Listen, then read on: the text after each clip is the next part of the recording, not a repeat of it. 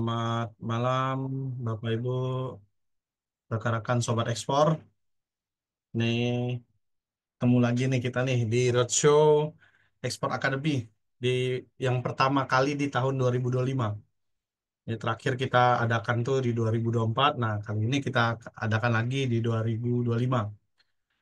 Nah, di 2025 ini kayak gitu kan, uh, spesial nih gitu kan, karena kenapa spesial dibuat di awal tahun tuh karena ini ya, mulai dari bagaimana untuk men-setting goals gitu kan. Kemudian kita juga apa sih namanya, sekarang tuh lagi banyak isu-isu terkini ya kayak gitu kan terkait ekonomi ya, baik di dalam negeri maupun luar negeri gitu kan. Ada peluang nggak sih gitu kan di 2025 untuk kita untuk melakukan ekspor gitu kan. Kemudian banyak hal yang akan kita pelajari ya, dari pengalaman, dari insight-insight narasumber yang akan ada malam apa yang hadir malam ini. Oke, Sobat Ekspor, sebelum kita ke ini ya, ke mana namanya, ke uh, apa pembahasan ya, webinar kita pada malam ini, saya mau kenalan dulu nih sama Sobat Ekspor. Silahkan untuk ini, sebelumnya perkenalkan, nama saya Lianto Fahmi Nasution atau Fahmi yang akan memandu kegiatan kali ini. Oke, eh, saya mau kenalan nih dengan Bapak Ibu Sobat Ekspor. Ini dari mana aja ya? Silahkan untuk menuliskan nama dan asalnya dari mana, kayak gitu. Kalau sudah ekspor, produknya apa? Jika belum ekspor pun, atau mau target ekspor, produknya apa? Biar kita saling kenalan di sini. Kayak gitu. Siapa tahu karena kenalan di lewat kolom chat nanti Bapak Ibu, oh ada nih kira-kira peluang-peluang apa yang bisa dikerjasamakan seperti itu. Silakan untuk tuliskan nama, kemudian asalnya dari mana, ada produk apa kayak gitu. Yang insya Allah misalnya 2025 ini mau ekspor, ekspornya mau ekspor apa, atau yang sudah ekspor silahkan tuliskan kayak gitu. Nih, saya coba bacakan dulu ya. Wah, ini udah ada yang bertanya aja nih, belum apa-apa udah bertanya. Mantap, luar biasa nih. Keren banget nih. Ini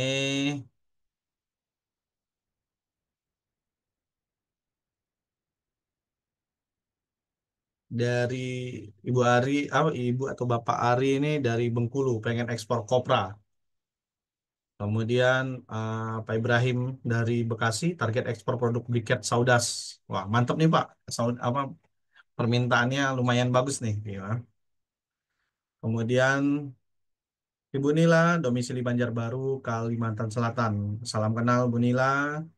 Kemudian Rio dari Maluku Utara. Ini target ekspor briket Karkol. Kemudian Novel dari Bogor. Sudah ekspor uh, briket. Wah, ini luar biasa nih. Sudah ekspor briket ke Dubai, Mesir, Tanzania, dan Rusia. Ini teman-teman kalau misalnya apa sih namanya? Ini ada nih yang udah ekspor juga gitu kan. Kemudian Ilham Ali Syahbana dari Mandailing Natal sedang membuat briket kelapa. Luar biasa nih. Wah, dari tadi briket kelapa gitu kan. Ada briket sauda satu tadi. Ini Muhammad Najib dari Lampung mau ekspor herbal, produk herbal. Bu Dewi dari Bengkulu, produknya Nazah Hani, kemudian Aditya Antariksa dari Kebumen, target ekspor belum tahu. Oh, jadi masih nyari-nyari nih. Nah, mudah-mudahan malam ini uh, dapat insight nih. Oh, saya kira-kira apa sih yang bisa saya lakukan kalau saya mau buat ekspor itu, mau produk apa, atau saya mau jualan itu mau jualan produk apa gitu. Mudah-mudahan dari kegiatan malam ini menambah insight ya buat Mas Aditya dan Bapak Ibu yang lainnya yang masih bingung mau ngapain sih gitu kan di 2025 ini gitu kan. Apalagi sekarang lagi banyak di mana-mana hashtag yang kabur aja dulu, Indonesia gelap gitu kan. Nah, malam ini kita ngelihat dari perspektif eksportir ya. Peluangnya apa aja, kemudian bagaimana menyikapinya, bagaimana bertindaknya. Itu malam ini kita akan ini ya, apa sih namanya? Bahas tuntas gitu kan. Ini Prasetyo dari Jambi ingin ekspor kayu manis. Wah, berarti kalau kayu manis dari Jambi itu dari Kerinci biasanya. Intan dari Padang, target ekspor jamur tiram, tujuan Jerman. Amin. Kemudian Adam dari Indramayu, target ekspor lobster air tawar. Apakah ada pasarnya? Kalau misalnya ditanya ada pasarnya, semua produk itu ada pasarnya. Kayak gitu kan. Nanti kita bahas nih. Gimana cara risetnya, gimana cara menentukannya gitu kan. Kemudian dari Wahyu dari Bandung, berencana ekspor jahe. Irfan dari Tangsel, masih apa target ekspor masih angan-angan. Tapi rencana ekspor mudah-mudahan dengan mengikuti webinar kali ini nggak angan-angan lagi, tapi udah mulai tergambar. Uh, Bagaimana sih step-stepnya kayak gitu untuk ekspor cengkeh. Kemudian Waris Wahyu dari Bogor untuk produk makanan ringan. Salam kenal juga Pak Waris. Pak Ori, nah ini Pak Ori, apa kabar Pak Ori? Nah, produknya rempah, gula kelapa dan kokopit, luar biasa nih Pak Ori nih. Kemudian Pak Patra dari Medan, target ekspor vanili dan andaliman. Andaliman, apa sih cuannya khas dari Sumatera Utara. Hamdil dari Kerinci, target ekspor kayu manis. Tadi ada juga target ekspor kayu manis. Kemudian eh, Muhammad Soleh dari Bali, eh, semangat belajar untuk ekspor briket arang. Wah, briket arang lagi. Eh, Kemudian Pak Emil dari Bogor rencana mau belajar ekspor sapu lidi. Rama dari Sukoharjo wood karkol dan briket. Wah, briket ini luar biasa nih ya. Jadi kita nanti bahas juga nih briket nih bagaimana nih gitu kan pertumbuhan ekspor briketnya nih terutama di 2025 nih gitu kan. Dan kalau mudah-mudahan apa sih namanya kita bisa ini ya bisa jadi satu dari banyak pemain gitu kan yang ekspor briket gitu. Bukan pemain ya, pelaku ekspor briket. Kemudian dari Yos dari Blitar, masih mahasiswa. Gak apa-apa, Mas. Saya mulai bisnis ekspor itu dari zaman mahasiswa juga, Mas. Malah kemarin ada member ekspor akademi, masih kelas 2 SMA atau kelas 3 SMA gitu kan. Saya pikir saya SMA tuh nggak, apa ya, saya tuh SMA tuh mungkin pacaran ya gitu kan. Kemudian main dan lain-lain ya. Senang-senang, wah ini belajar ekspor, luar biasa ya. Saya masih belajar, apa, sibuk dengan, apa sih, memahami logaritma gitu kan dia udah belajar untuk ekspor luar biasa ada salah satu member Ekspor Academy. Oke, Bapak Ibu, karena narasumber sudah hadir gitu kan di antara kita ada Pak Nur Samsung Mayudin. Saya sapa dulu Pak Nur, apa kabar? Alhamdulillah baik. Assalamualaikum, Bang Waalaikumsalam Fahmi. warahmatullahi wabarakatuh. Sehat Pak? Alhamdulillah, Bang Fahmi. Nah, Hmm. ya, Pak, lagi di mana Pak? Bapak kadang tuh Sibuk. ini kalau nggak di Kalimantan, entah di Cina atau di mana nih Pak? Atau ikut kabur Pak? Ikut kabur. Kabur, kabur aja dulu. Kau kabur aja dulu. Ya kan hashtagnya di atas kan kabur aja dulu. Nah, Di terakhir Bogor. tuh update-nya di Cina gitu kan. Hmm. Kemarin ada teman saya juga Pak dari Cina. Jadi ditanya, apa yang kamu pelajari dari Cina? Saya mempelajari negara saya berantakan. Dia bilang, aduh, wah bener. Nanti kita bahas nih Pak, gitu kan, apa namanya? Ya, ya. Nih kan kebetulan nih Pak Nur Samsun ini, saya bacakan dulu nih CV-nya Pak Nur nih. Mungkin ada yang belum kenal sama Pak Nur gitu kan. Ini saya bacakan dulu, silakan admin untuk share CV-nya Pak Nur gitu kan. Biar tak kan karena ada ini Pak, ada pepatah Pak, tak kenal maka tak closing gitu kan. Eh, Makanya kenalan dulu nih biar biar closing nih gitu kan. Closing Hmm. ilmunya gitu kan. Biar mantep nih. Oke, ya, terima kasih. Nih Pak Insinyur Muhammad Nur Samsu Mahyudin, MSI. Pendidikan S1 Institut IPB ya. Eh, Lulusan tahun 1985, kemudian S2-nya IPB juga di 2022, fasilitator kompetensi bersertifikat dari BNSP, asesor kompetensi bersertifikat dari BNSP. Pengalaman kerja, di Direktur Utama dari CV Nusagri, Direktur Utama PT Dava Agrotekno Mandiri, Direktur Utama PT Nudira Sumber Daya Indonesia, Direktur Utama PT Rumah Produk Indonesia, pengajar di PPEJP, Kementerian Perdagangan, kemudian pengalaman kerja, eh, ini Orang Ketua kerja Umum, itu. Ketua Umum dari Indo Eksimpro, Asosiasi untuk profesi ekspor impor Indonesia. Pelaku ekspor impor ya. Kemudian Wakil Ketua Komite Tetap Hortikultura Kadin Indonesia, Koordinator KPMI Export Learning Club, kemudian Ketua Umum dari Perhimpunan Perusahaan Zeolit Indonesia, kemudian ya ini Wakil Ketua Umum Indonesia Japan Business Network. Ini kalau misalnya sebenarnya kalau CV-nya ini aja apa sih namanya formalitas saya. Kalau misalnya orang rata-rata di Indonesia apa rata-rata eksportir nih, apalagi yang ini ya. Kalau ditanya belajar ekspor tuh dari mana? Salah satunya tetap ada nyebut Pak Nur Samsu gitu kan. Saya hampir semua daerah tuh kalau saya ada ketemu orang tuh, oh saya belajar sama Pak Nur Samsu juga gitu kan. Sama, saya juga muridnya Pak Nur Samsu dan Pak Rahmat gitu. Nah, ada Pak Rahmat juga gitu kan. Nanti yang akan segera bergabung dengan kita. Nah, sebelumnya kita ke Pak Nur dulu nih, ngobrol-ngobrol nih Pak. Ini kayaknya kita nggak perlu ada materi ya Pak, karena kita lebih suka ngobrol Oh, aja Pak. ngobrol. Oke, siap. Nah, soalnya materi juga Pak, apa sih Ya. namanya lagi efisiensi Pak sekarang Pak. Oh, efisiensi. Ya, ya. Iya, isu terkininya lagi efisiensi, jadi ditiadakan materi gitu kan. Oke, Ya, Pak, ini ini materi. Pak. Obrolannya kan materi obrolan. Iya Pak, wah lebih berat lagi Pak. Beneran. Ya, Nih, ini Pak, Bapak kan gini Pak. Pak Nur kan mulai ekspor tuh kan Pak dari tahun 90-an ya Pak. ya. Tahun 90 ya Pak. Saya belum lahir 1990. tuh Pak gitu kan. Ya, Saya belum lahir tuh. belum Nah, lahir lo ya. iya. Berarti kan udah melewati berbagai macam krisis ya Pak dari 98, 2008, 2008 ya. Waktu 8. zaman Ya, 2008 2008. SBY ya. Kemudian belakangan ini kayaknya krisisnya nggak tiada henti nih mulai dari COVID kemudian sampai sekarang gitu kan.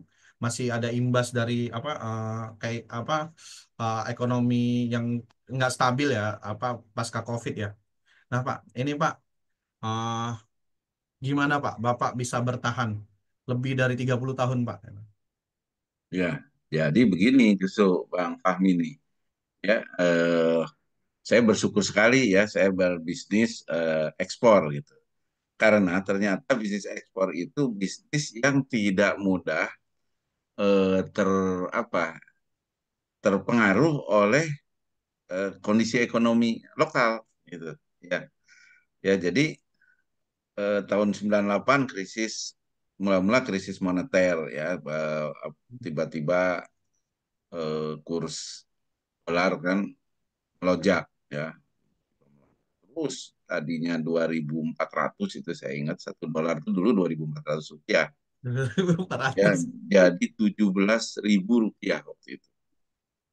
Setiap hari naik lagi, naik lagi, naik lagi gitu. Nah, semua usaha mau kecil mau besar bergelimpangan waktu itu. Yang bisa survive hanya satu, perusahaan yang punya pasar ekspor, baik dia perusahaan kecil atau besar. Dan umumnya mungkin di daerahnya Fami kalau saya tanya sama orang tuanya, ya yang hasil-hasil bumi yang dipasarkan untuk tujuan ekspor kan banyak sekali dari Indonesia ya. Ya hasil-hasil bumi dari berbagai daerah di Indonesia. Wah, itu pesta pora karena harganya tiba-tiba melonjak. Harga lokal ya dalam rupiah. Ketika orang lain sedang sulit-sulitnya tuh waktu itu. Ya semua usaha wah loh, berat sekali. Nah, kemudian terjadi lagi tahun 2008. Alhamdulillah Indonesia tidak terlalu terimbas dampaknya, tapi beberapa negara tetangga kita termasuk Amerika Serikat terkena krisisnya waktu itu. Ya krisis ekonomi yang kedua itu. Juga seperti itu. Dan kalau kita lihat ya Bang Fahmi, negara-negara yang maju, negara-negara yang tingkat perekonomiannya pertumbuhan perekonomiannya tinggi, itu adalah negara-negara yang nilai ekspornya besar ya Hmm. dan ini menjadi menjadi menjadi target dari berbagai negara supaya ingin maju punya angka pertumbuhan ekonomi yang tinggi harus banyak ekspornya. Ya. Hmm. Contoh nih yang paling dekat lah dengan kita, penduduknya hanya 6 juta orang, Singapura. Singapura. Ya, Singapura. Kalau berbasis produksi, berbasis apa, susah ya, sulit. Tapi apa yang dia lakukan? Trading, ya, ekspor. Jadi produk-produknya sangat mungkin sebagian besar dari Indonesia ya bisa produksi apa gitu ya. Sebagian juga dari negara lain. Tapi kemudian Dijual ke dia Indonesia juga, Pak. diekspor lagi ke berbagai negara penjuru dunia. Itu ya. Nah, kemudian kita lihat dulu Jepang, ya Jepang. Jepang itu kita baca sejarah kan tahun 1945 dibom atom sama Amerika waktu Perang Dunia Kedua. Dulu lantak hancur lebur ya, secara fisik hancur, ekonomi apalagi, secara mental juga ya bagaimana merasakan orang yang kalah perang gitu kan nggak enak banget ya. Kaisar yang sangat dihormati di Jepang harus tunduk bertekuk lutut benar-benar dalam arti sebenarnya itu ya kalau lihat filmnya itu benar-benar harus tunduk di depan jenderalnya Amerika gitu. Jadi tapi apa yang mereka lakukan supaya bisa bangkit satu-satunya adalah memproduksi sesuatu yang tujuannya ekspor dan mereka berhasil ya hanya dalam tempo 20 tahun ya dari 45 1965 Jepang udah mulai ekspor memproduksi produk-produk macam-macam ya mesin-mesin otomotif belakangan dan menjadi penguasa eh, otomotif dunia ya. Kemudian diikuti sama Cina. Ya Cina lebih belakangan, baru aja Cina nih. Ya Cina kurang apa? Pasarnya penduduknya 1,5 miliar orang. Mengandalkan pasar lokal aja udah sangat cukup, memproduksi apa aja dijual di dalam negerinya udah sangat cukup. Tetapi supaya ekonominya kokoh, dia harus pasarnya dunia gitu. Dan kita lihat sekarang ya negeri kita dibanjiri produk Cina, bukan hanya kita. Anda pergi ke berbagai penjuru dunia sampai ke pelosok Afrika, Amerika Latin yang jauh dari mana-mana juga ada produk Cina di situ. Bayangkan tuh, luar biasa. Ya luar biasa. Produknya bukan produk yang teknologi tinggi, mulai dari peniti, mulai dari barang-barang sederhana, gunting kuku, apa semua dari Cina. Ya gunting coba lihat, ya. Emang nggak bisa orang Indonesia bikin gunting kuku, bikin gunting, bikin jarum pentul gitu ya. Itu produk coba bayangkan ya. Kemudian kalau Anda pergi ke berbagai negara, bahkan termasuk produk-produk yang sederhana ya. Saya di Dubai ketemu eh, produk-produk anyaman dari pedalaman Cina. Itu juga dijual. Ya sendal. Kalau di sini mah kayak sendal dari eceng gondok gitu, di anyam gitu. Nah kira-kira Iya. begitu.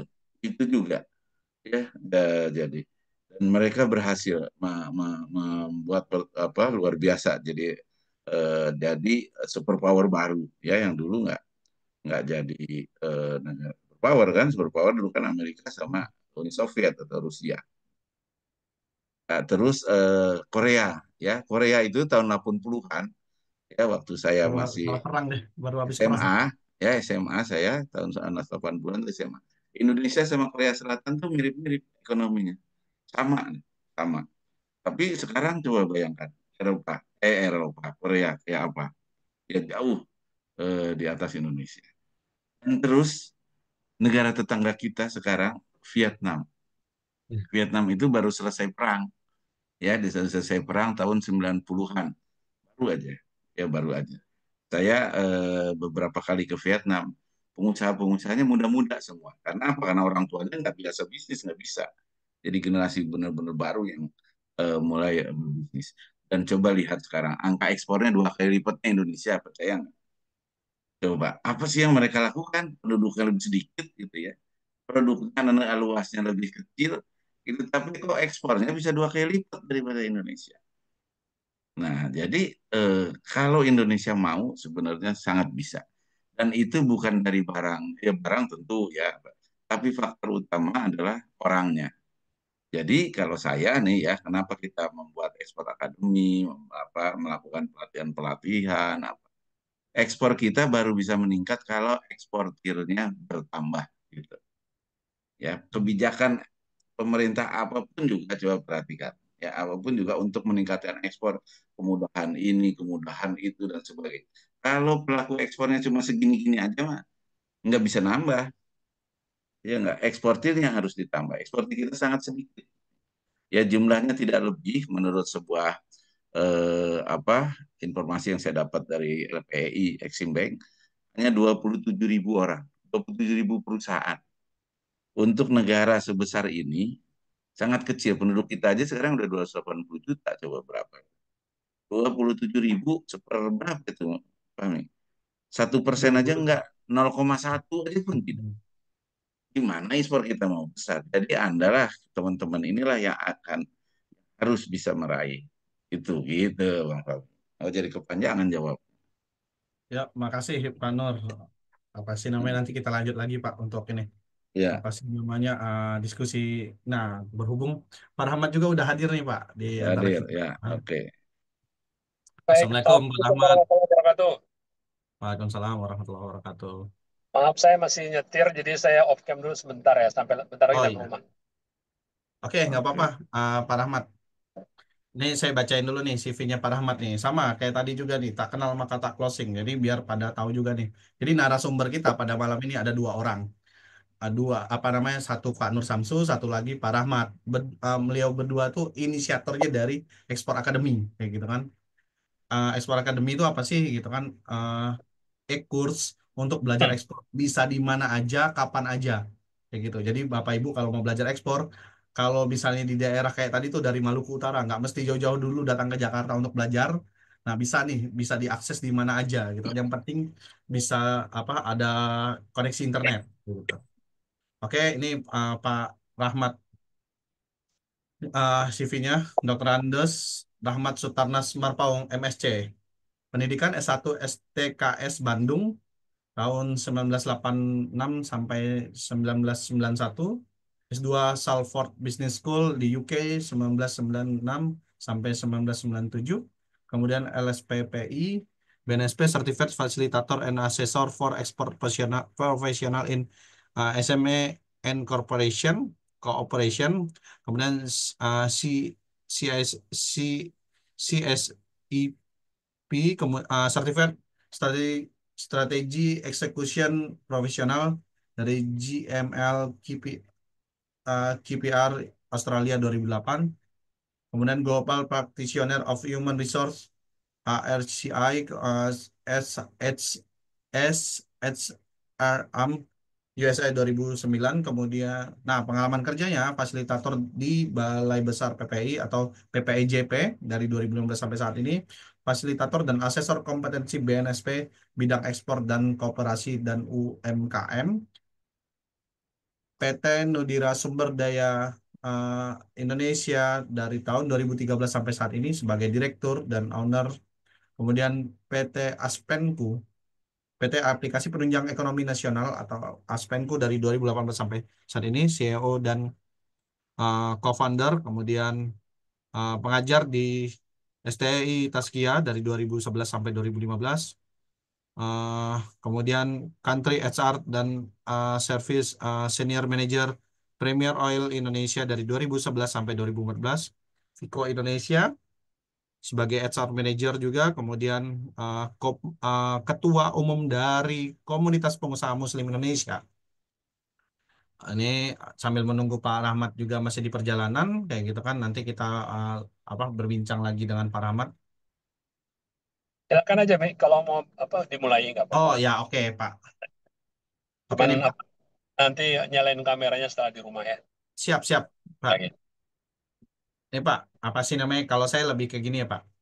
Kan di sini kan di CV-nya Pak Rahmat kan Pak Rahmat pernah nih eh, sebagai ini ya pelajar ya atau mahasiswa di luar negeri nih Pak, kayak gitu kan. Nah, bagaimana sih Pak pandangan Bapak Pak ketika Bapak nih pernah di luar, kemudian sebagai mahasiswa, kemudian tuh apa sih peluang yang bisa diambil, kemudian atau insight lah, minimal insight apa sih eh, yang relevan dengan profesi Bapak sekarang sebagai eksportir Pak? Oke, baik. Ya, ini mumpung lagi hangat ya, ada hashtag kabur aja dulu gitu ya. Di di apa namanya di internet, eh, di LinkedIn maupun di media sosial yang lainnya. Dalam konteks itu saya kok ngelihat ada peluang ya. Dari dulu sebetulnya peluang ini ada dan sudah dilakukan juga oleh beberapa orang teman, terutama diaspora kita gitu. Bahwa ya di luar negeri itu eh, banyak opportunity yang bisa kita apa namanya optimalkan, terutama yang berkaitan dengan eh, meningkatkan ekspor Indonesia. Jadi ya dari dulu hingga sekarang saya melihat sendiri dan juga kemudian berinteraksi ya dengan teman-teman diaspora, termasuk juga waktu saya masih di luar negeri dulu gitu. Eh, Kita melihat ada peluang untuk meningkatkan perdagangan internasional, eh, baik ekspor maupun impor ya, antara negara Indonesia dengan negara tempat kita belajar atau tempat kita bekerja, tempat kita bermukim gitu ya.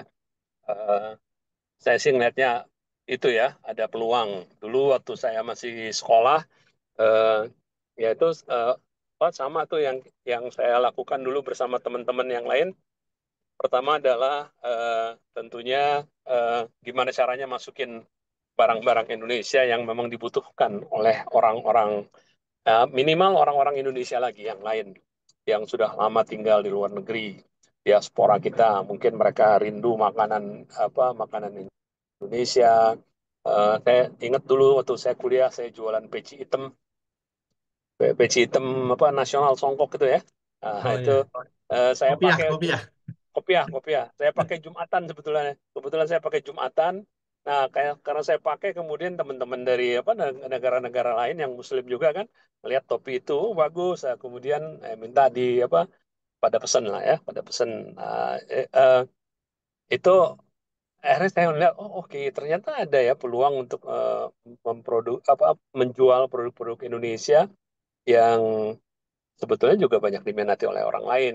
Akhirnya kemudian teman-teman dari Afrika ya, ada yang dari Mali, yang ada dari Botswana, waktu itu dari Afrika Selatan, dari Nigeria, pada beli tuh, beli kopi hitam. Saya kirim surat dulu, belum ada ini kan, belum ada email zaman saya dulu. Sekarang sih lebih mudah. Saya sebagai mahasiswa sih punya email ya, karena memang mahasiswa di luar negeri dulu tahun 90-an itu udah dapat email. Cuman kan yang di Indonesia belum ada. Ya terpaksa Hmm, saya bersurat atau saya telepon ke istri, minta di eh, beliin kopiah sekian, kemudian kirim, kemudian jual kepada yang pesan itu. Ada yang juga yang beli sarung. Ya. Nah, jadi peluangnya banyak lah, termasuk rempah-rempah ya. Rempah-rempah khas Indonesia banyak sekali, orang Indonesia yang rindu, misalnya dia mau bikin rawon, butuh keluak gitu ya. Dan itu sampai sekarang masih dilakukan gitu ya. Eh, Bahkan lebih lebih besar jumlahnya dibandingkan dulu, dan lebih mudah juga komunikasinya ya dibanding dulu. Itu salah satu tuh yang bisa jadi peluang. Paling tidak pasarnya adalah orang Indonesia lagi yang ada di sana. Belum lagi kalau kita mau mau eh, melakukan promosi dan melakukan branding, campaign yang lebih masif, mungkin juga kita bisa menggapai target market yang lebih besar dari itu. Itu yang saya lihat dalam konteks yang sekarang masih tetap bisa dilakukan. Jadi kabur aja dulunya itu eh, bisa bawa ke dalam ranah yang positif ya, untuk meningkatkan perdagangan Indonesia ke luar negeri. Saya ada tulisan juga di LinkedIn tentang kabur aja dulu ini, ya sebuah artikel yang saya pikir kita mungkin, bukan mungkin sih, udah kita lakukan juga kan. Ada Mas Faisal, Mas Arif ya, yang ada di network kita juga, yang sudah memulai yaitu membuka perusahaan di luar negeri, misalnya di Dubai atau mungkin di Eropa, salah satu negara Eropa, di Belanda. Nah, kemudian perusahaan tersebut nanti menjadi tempat menampung produk-produk Indonesia yang bisa kita pasarkan di luar negeri. Jadi keberadaan kita kabur ke luar negeri yang dilakukan Mas Arief, Mas Faisal itu bermanfaat buat perdagangan apa namanya internasional Indonesia di luar negeri. Lebih banyak produk-produk kita yang bisa kita tawarkan di luar negeri. Mungkin itu dulu sebagai pemantik diskusi terkait dengan Oke, apa namanya keberadaan kita di luar negeri ya, diaspora lah ya.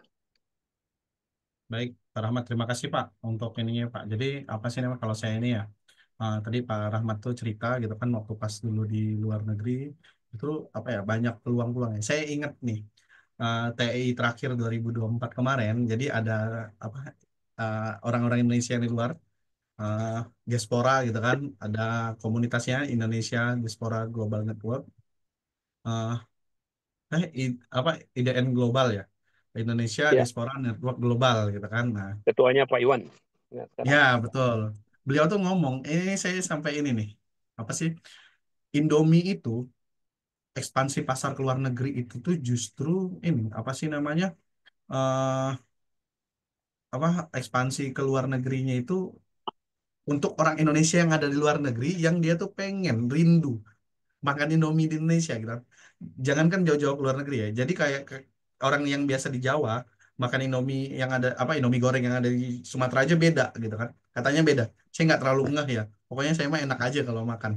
Namun eh, yang kayak gitu tuh ternyata di luar negeri tuh bikin rindu gitu kan.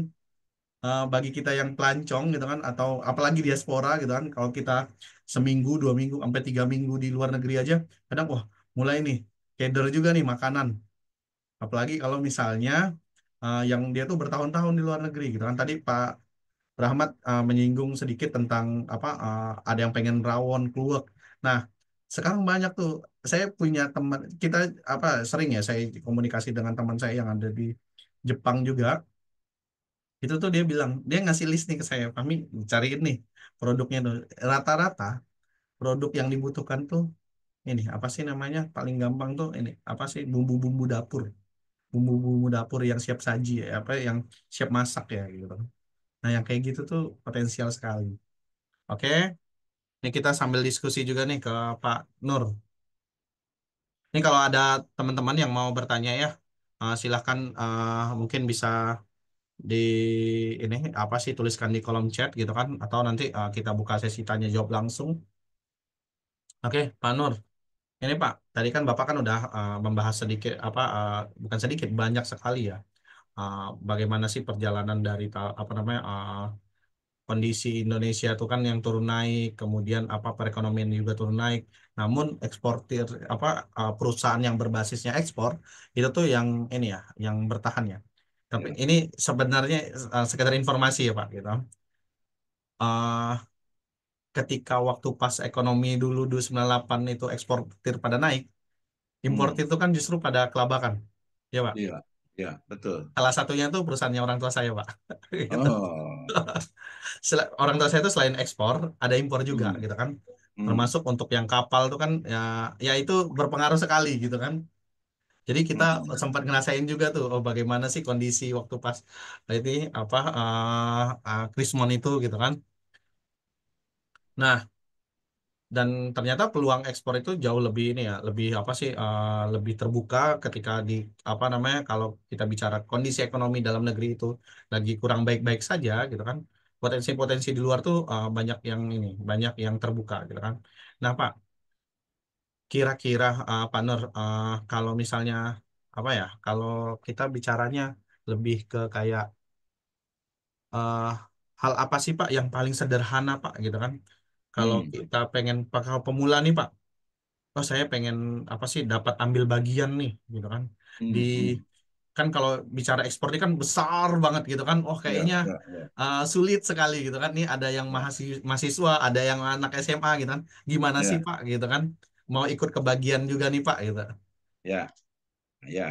Tarik nih, tanya Bang Fahmi. Jadi kebayang nggak, Bang Fahmi, teman-teman yang ada di sini ya, yang belum tahu bahwa dulu itu nggak ada internet, ya. Hmm. Internet itu baru, sesuatu yang baru. Dan saya mulai bisnis dan mulai bisnis ekspor dalam keadaan tidak ada internet. Duh. Bisa. Orang hidup bisa tanpa internet, bisa dulu bisa. Bisa, Jadi bisa. bagaimana berkomunikasi sama sama pembeli? Pakai surat, bahkan mesin fax aja waktu saya mulai mesin fax. Mungkin anak sekarang juga nggak tahu mesin fax itu. Faksimili ya, faksimili. Kita bisa ngirim surat dari sini, nanti sampai di sana tulisan kita itu. Eh, itu juga baru ada di perusahaan-perusahaan besar. Ya perusahaan kecil nggak punya, termasuk saya yang belum punya waktu itu karena mahal sekali harganya.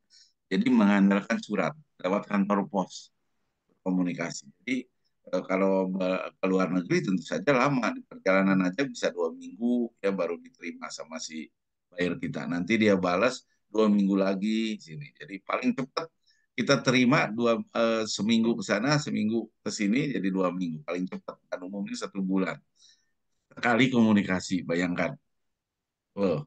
Terus gimana bisa dapat pembelinya? Kok bisa ya? Gitu.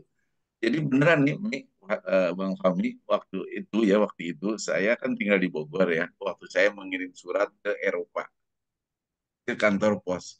Keluar dari kantor pos, saya pandang itu kantor sini kantor hebat amat ya saya bilang. Saya nitip surat di sini, tahu-tahu diterima di Eropa. Nanti saya dapat lagi balasannya. Saya duduk lama memandangi itu.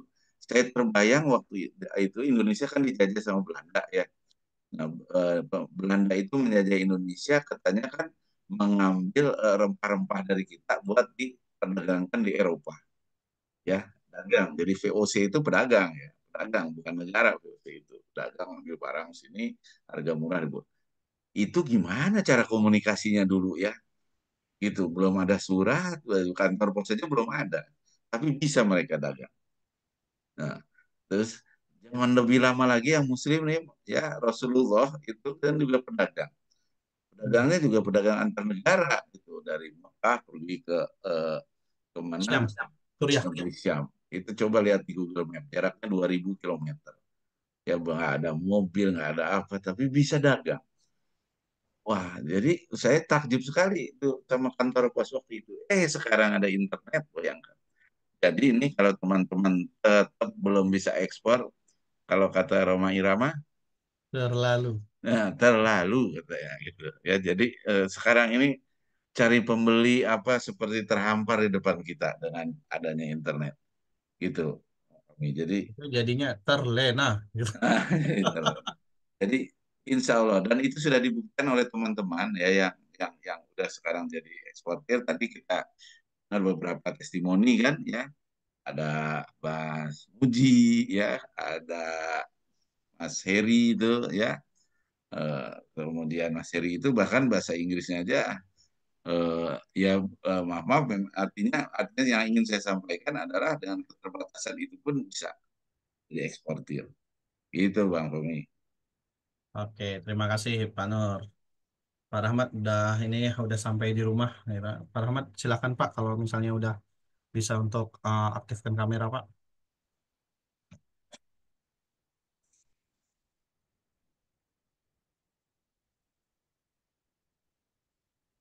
Jadi kalau sekarang nih, nah yang Bang Fahmi lakukan itu kan riset pasar ya, dengan membuka internet, melihat marketplace, marketplace yang ada di luar negeri ya, itu aja udah seperti riset pasar kan, kita tahu barang yang di sana laku apa, modelnya seperti apa, itu kan riset pasar.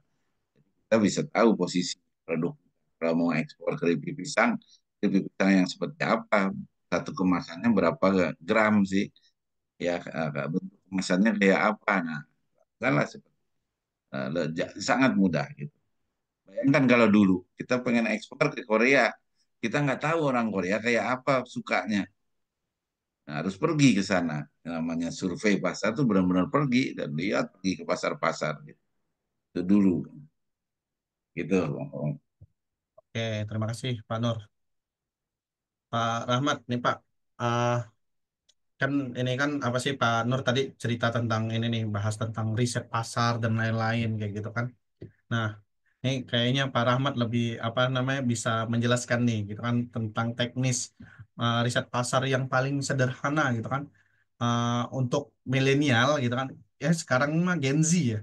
Malah banyak kan apa sih Alpha gitu kan, mungkin generasi Alpha gitu. Nanti kayaknya apa sih namanya member-member Ekspor Academy ini udah banyakan yang alfa nih gitu kan. Anak SMA, anak-anak SMP udah pada daftar gitu kan. Luar biasa. Nah, Pak, bagaimana Pak gitu kan? Riset pasar sederhana yang bisa dilakukan oleh teman-teman yang ada di apa webinar malam ini yang mungkin nanti bisa apa sih namanya bisa dimulai nih buat teman-teman nih. Oh, kira-kira saya bisa tahu nih produk apa sih yang potensial gitu kan. Oke, Pak Rahmat. Suaranya Pak masih belum keluar Pak. Ya, riset pasar adalah sebuah aktivitas yang nggak harus dilakukan oleh semua eksportir ya. Eh, Cuman berita gembiranya bahwa dengan adanya internet, riset pasar itu sekarang lebih mudah untuk dilakukan. Nah, buat Gen Alpha maupun Gen Z sekarang ini yang sudah jauh lebih melek teknologi, eh, riset pasar mudah banget dilakukan. Kalau sering apa banget kita ngelihat di TikTok ataupun di LinkedIn ataupun di media sosial yang lainnya ya, eh, ada orang yang melakukan riset sederhananya gini. Hai guys, eh,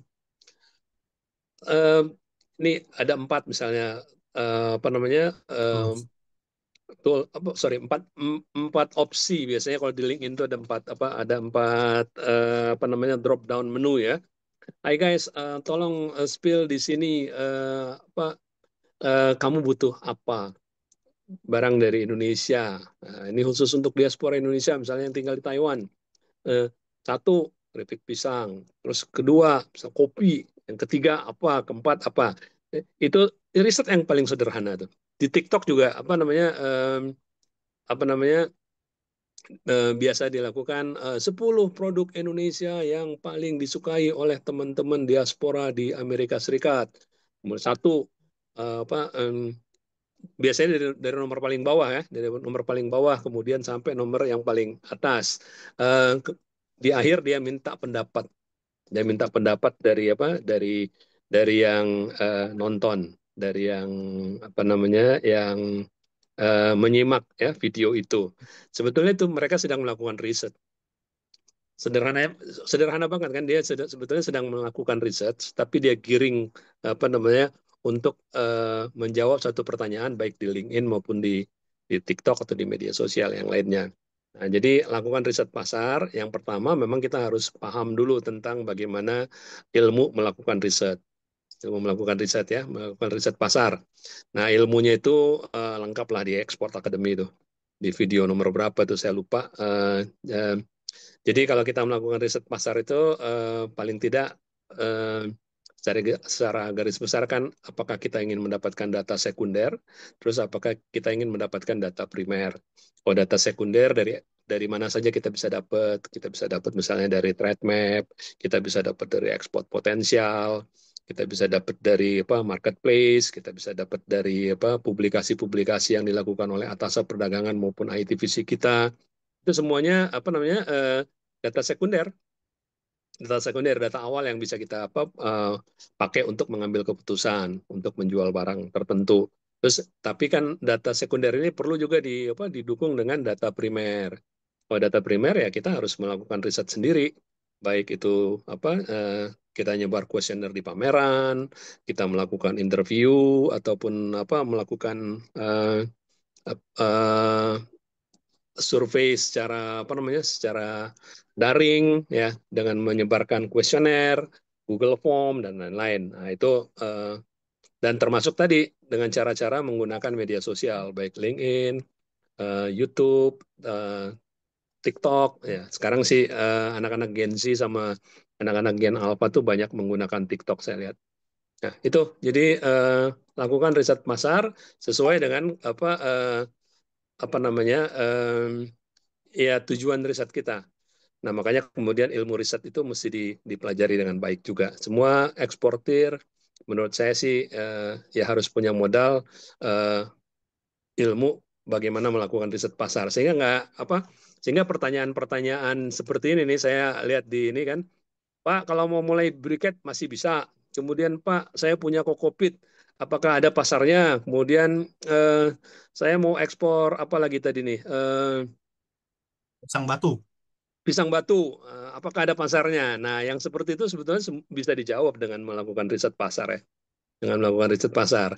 Karena kalau ditanyanya kepada fasilitator atau kepada mentor, belum tentu mentornya paham itu barang itu gitu. Belum tentu dia punya product knowledge tentang produk apa produk itu gitu. Jadi lebih bagus kita melakukan riset sendiri. Riset pasarnya apa harus tahu ilmunya, kemudian harus tahu toolsnya. Toolsnya apa saja yang bisa kita pakai. Itu mungkin itu jawaban saya sementara ya sebagai pemantik diskusi lah. Oke, terima kasih Pak Rahmat. Ini ada hadir juga nih mentor ekspor akademi lainnya, ada Mas Sumhaji, Mbak Iren, dan Mas Farid Fahmi. Udah Farid Fahmi. Nih Mbak Iren juga tadi udah jawabin nih, bantu jawab di apa sih di kolom chat gitu kan. Apa kabar Mbak Iren?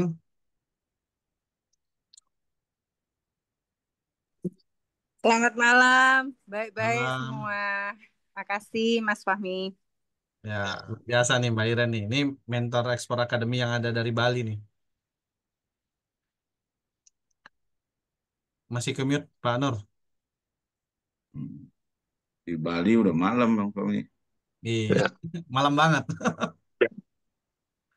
Malam banget nih. Mas Haji udah juga ada hadir di antara kita gitu kan. Kemudian ada udah Farid Fahmi gitu kan. Ini udah Farid Fahmi katanya mau kabur Pak. Hmm. ya. Kalau udah Pak Arif Fahmi kan memang pernah kabur dulu. Iya pernah kabur ya. Iya dia sebenarnya alumni ya. Nah ini nih perspektifnya dari udah Farid nih sebenarnya bisa juga nih.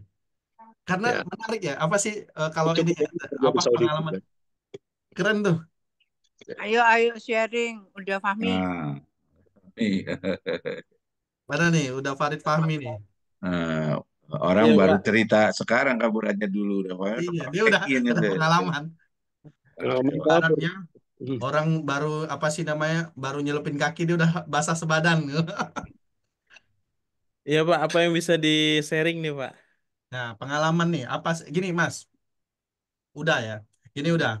Ini pertanyaan ini mirip dengan yang ke Pak Rahmat tadi waktu di awal. Kayak gitu kan.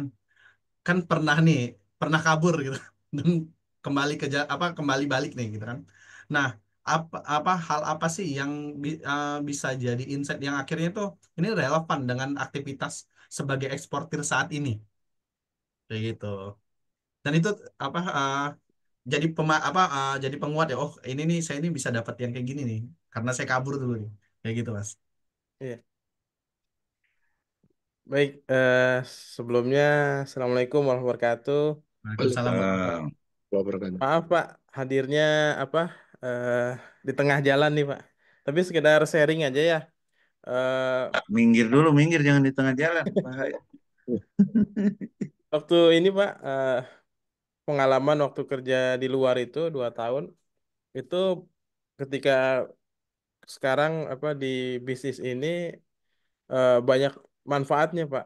Pertama, ya kita dulu biasa berkomunikasi ya dengan orang lain, bahasa lain. Jadi sehari-hari confidence-nya itu muncul, Pak.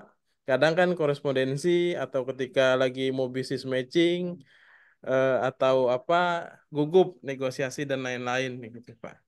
Itu sih sebenarnya yang apa yang lagi rame dengan hashtag sekarang ini kabur aja dulu. Tapi di sisi lain sebenarnya potensi ketika kita di luar ternyata barang-barang yang ada di negara tersebut itu sebenarnya bisa disuplai dari Indonesia Pak sebenarnya gitu kan. Jadi eh, pilihan balik lagi ke sini karena memang peluangnya juga banyak dari sini Pak gitu. Hmm. Ini dah yang peluang apa sih yang waktu itu tuh oh ini nih oke nih gitu kan dan akhirnya eh, jadi apa sih ya udah saya bisnis ekspor dari Indonesia aja lah gitu kan.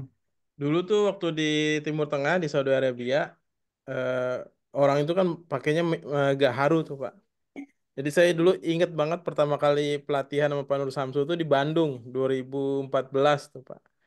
Rencananya mau main gaharu tuh gitu Pak. Tapi habis dari situ kan kita harus terus belajar ya. Tadi yang Pak Rahmat sampaikan riset Hmm. pasar. Hmm. Jadi kita melihat juga tantangannya gitu.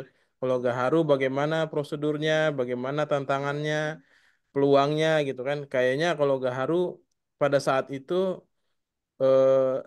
link saya kepada supplier dan lain-lain sulit gitu Pak. Kemudian ya berkembang gitu. Mungkin kalau Pak Nur Samsu masih ingat Fahmi tahun 2014 produk saya sampai saya bawa itu masih ingat nggak Mi? Itu yang di Saung Galing itu ya? Produk dari apa fiber, Iya, tapi iya. kita bisa bikin Oh iya, custom tempat sampai sampah itu. bikin bak sampah Pak. Itu Tempat sampah. saking Iya, iya. cari-carinya belum nemu produknya apa pada saat itu Pak. Oh iya Akhirnya benar-benar. Bak Heeh. sampahnya sampai disangka orang itu bukan barang yang dipamerin, sampai beneran tempat sampah. Nah itu Pada buang sampah orang di situ. gitu.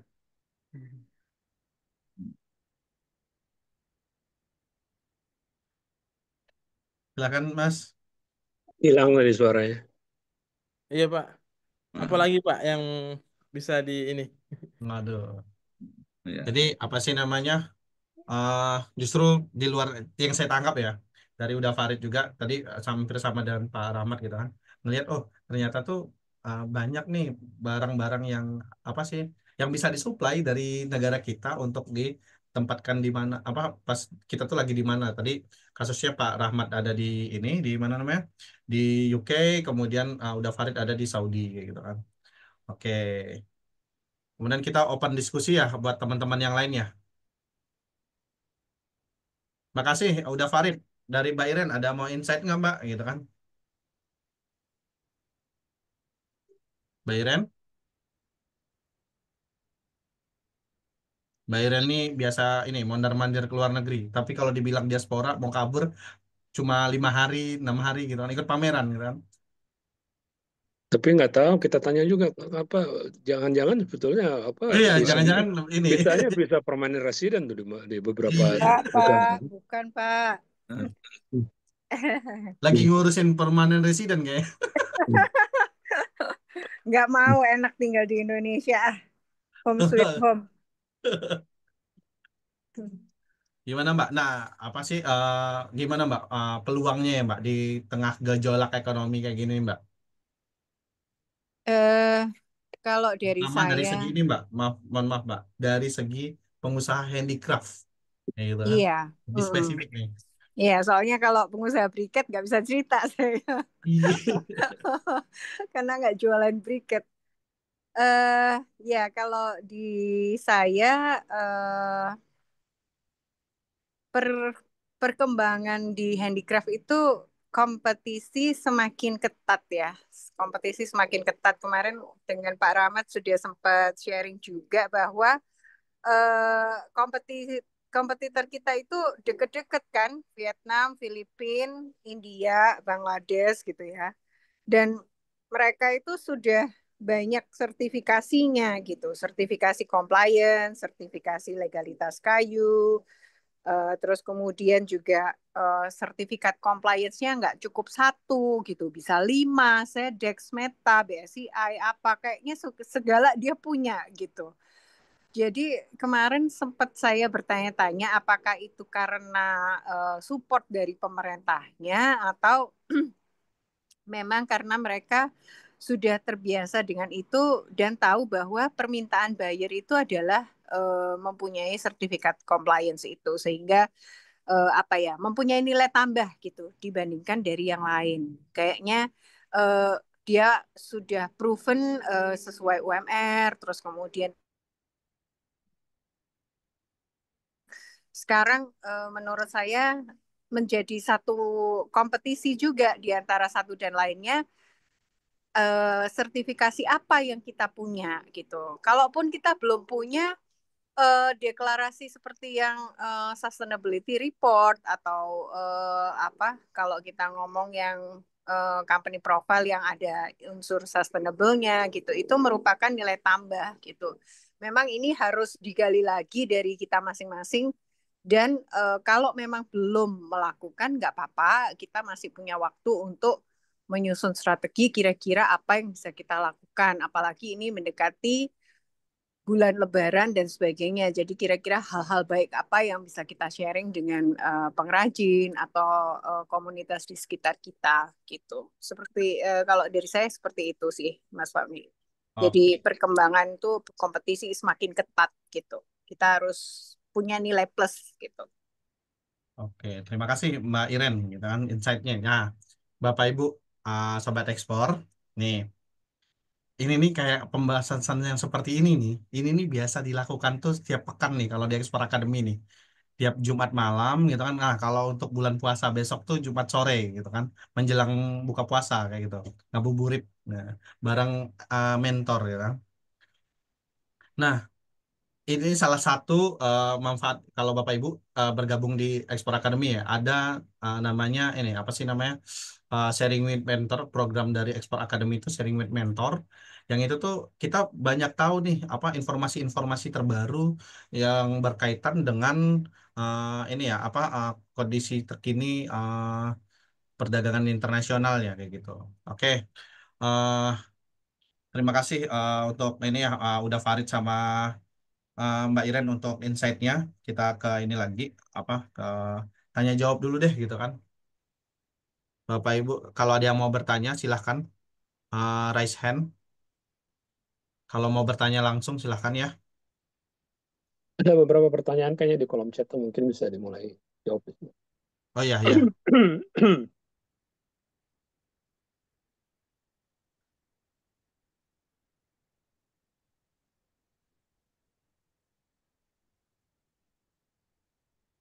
Nah ini dari BKM.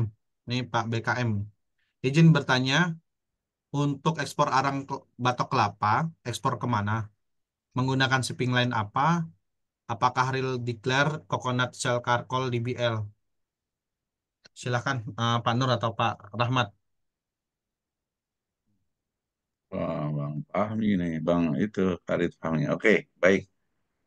Ekspor arang batok kelapa, ekspornya kemana? Kemana-mana banyak sekali ya. Jadi ya nanti di ekspor akademi itu diajarkan itu menentukan negara tujuan ekspor, kemudian mencari pembelinya. Itu ada tools, ada caranya.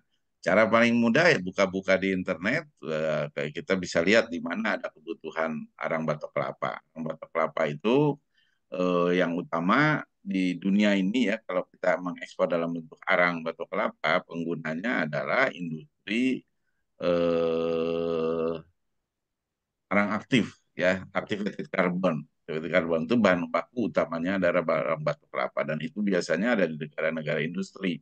Jadi ya yang terbesar di Cina banyak ada di India ada di Singapura pun ada pabrik itu. Jadi dengan mudah kan begitu kita tahu oh ini digunakannya di apa, tinggal cari aja perusahaan itu.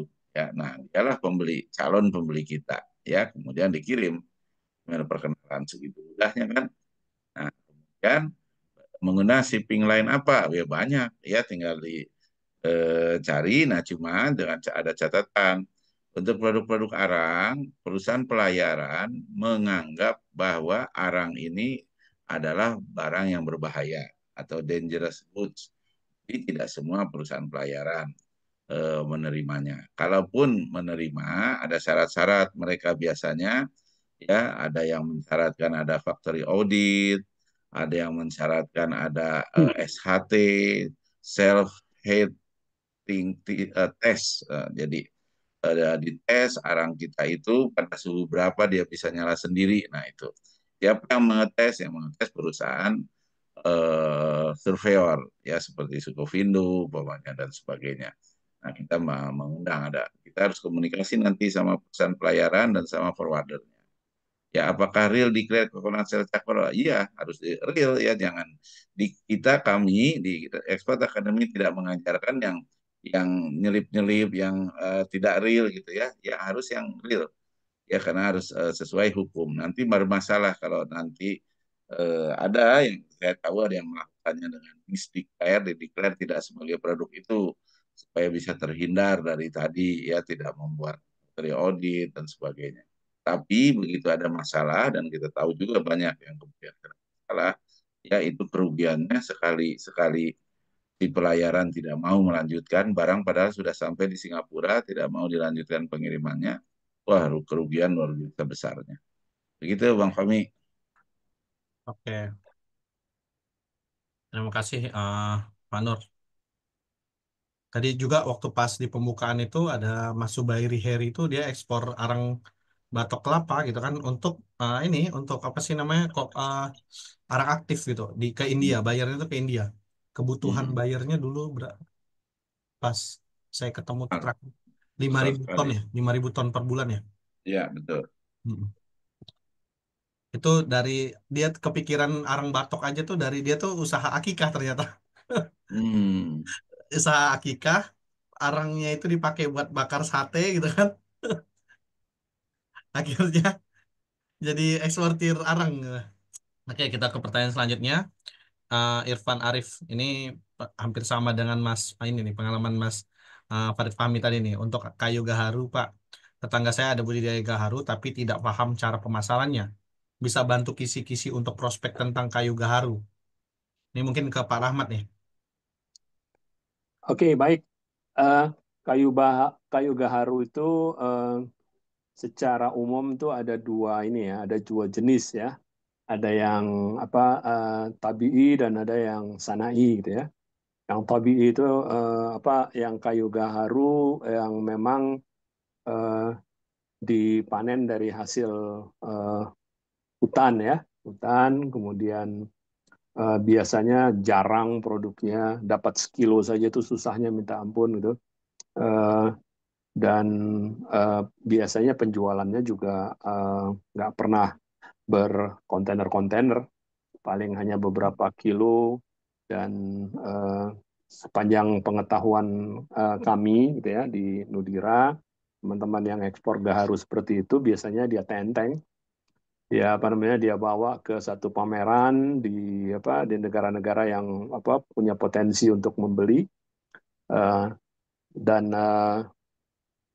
sering sekali sebelum pameran berlangsung barangnya udah laku itu udah laku jadi ditawarin langsung uh, apa digelar di apa namanya di pameran uh, langsung nanti pada datang itu para pembeli yang memang biasa mengkonsumsi kayu gaharu untuk berbagai macam kebutuhan, baik untuk bakar bukur atau bakar aromaterapi ya, atau mungkin buat di apa suling minyaknya menjadi parfum dan lain sebagainya.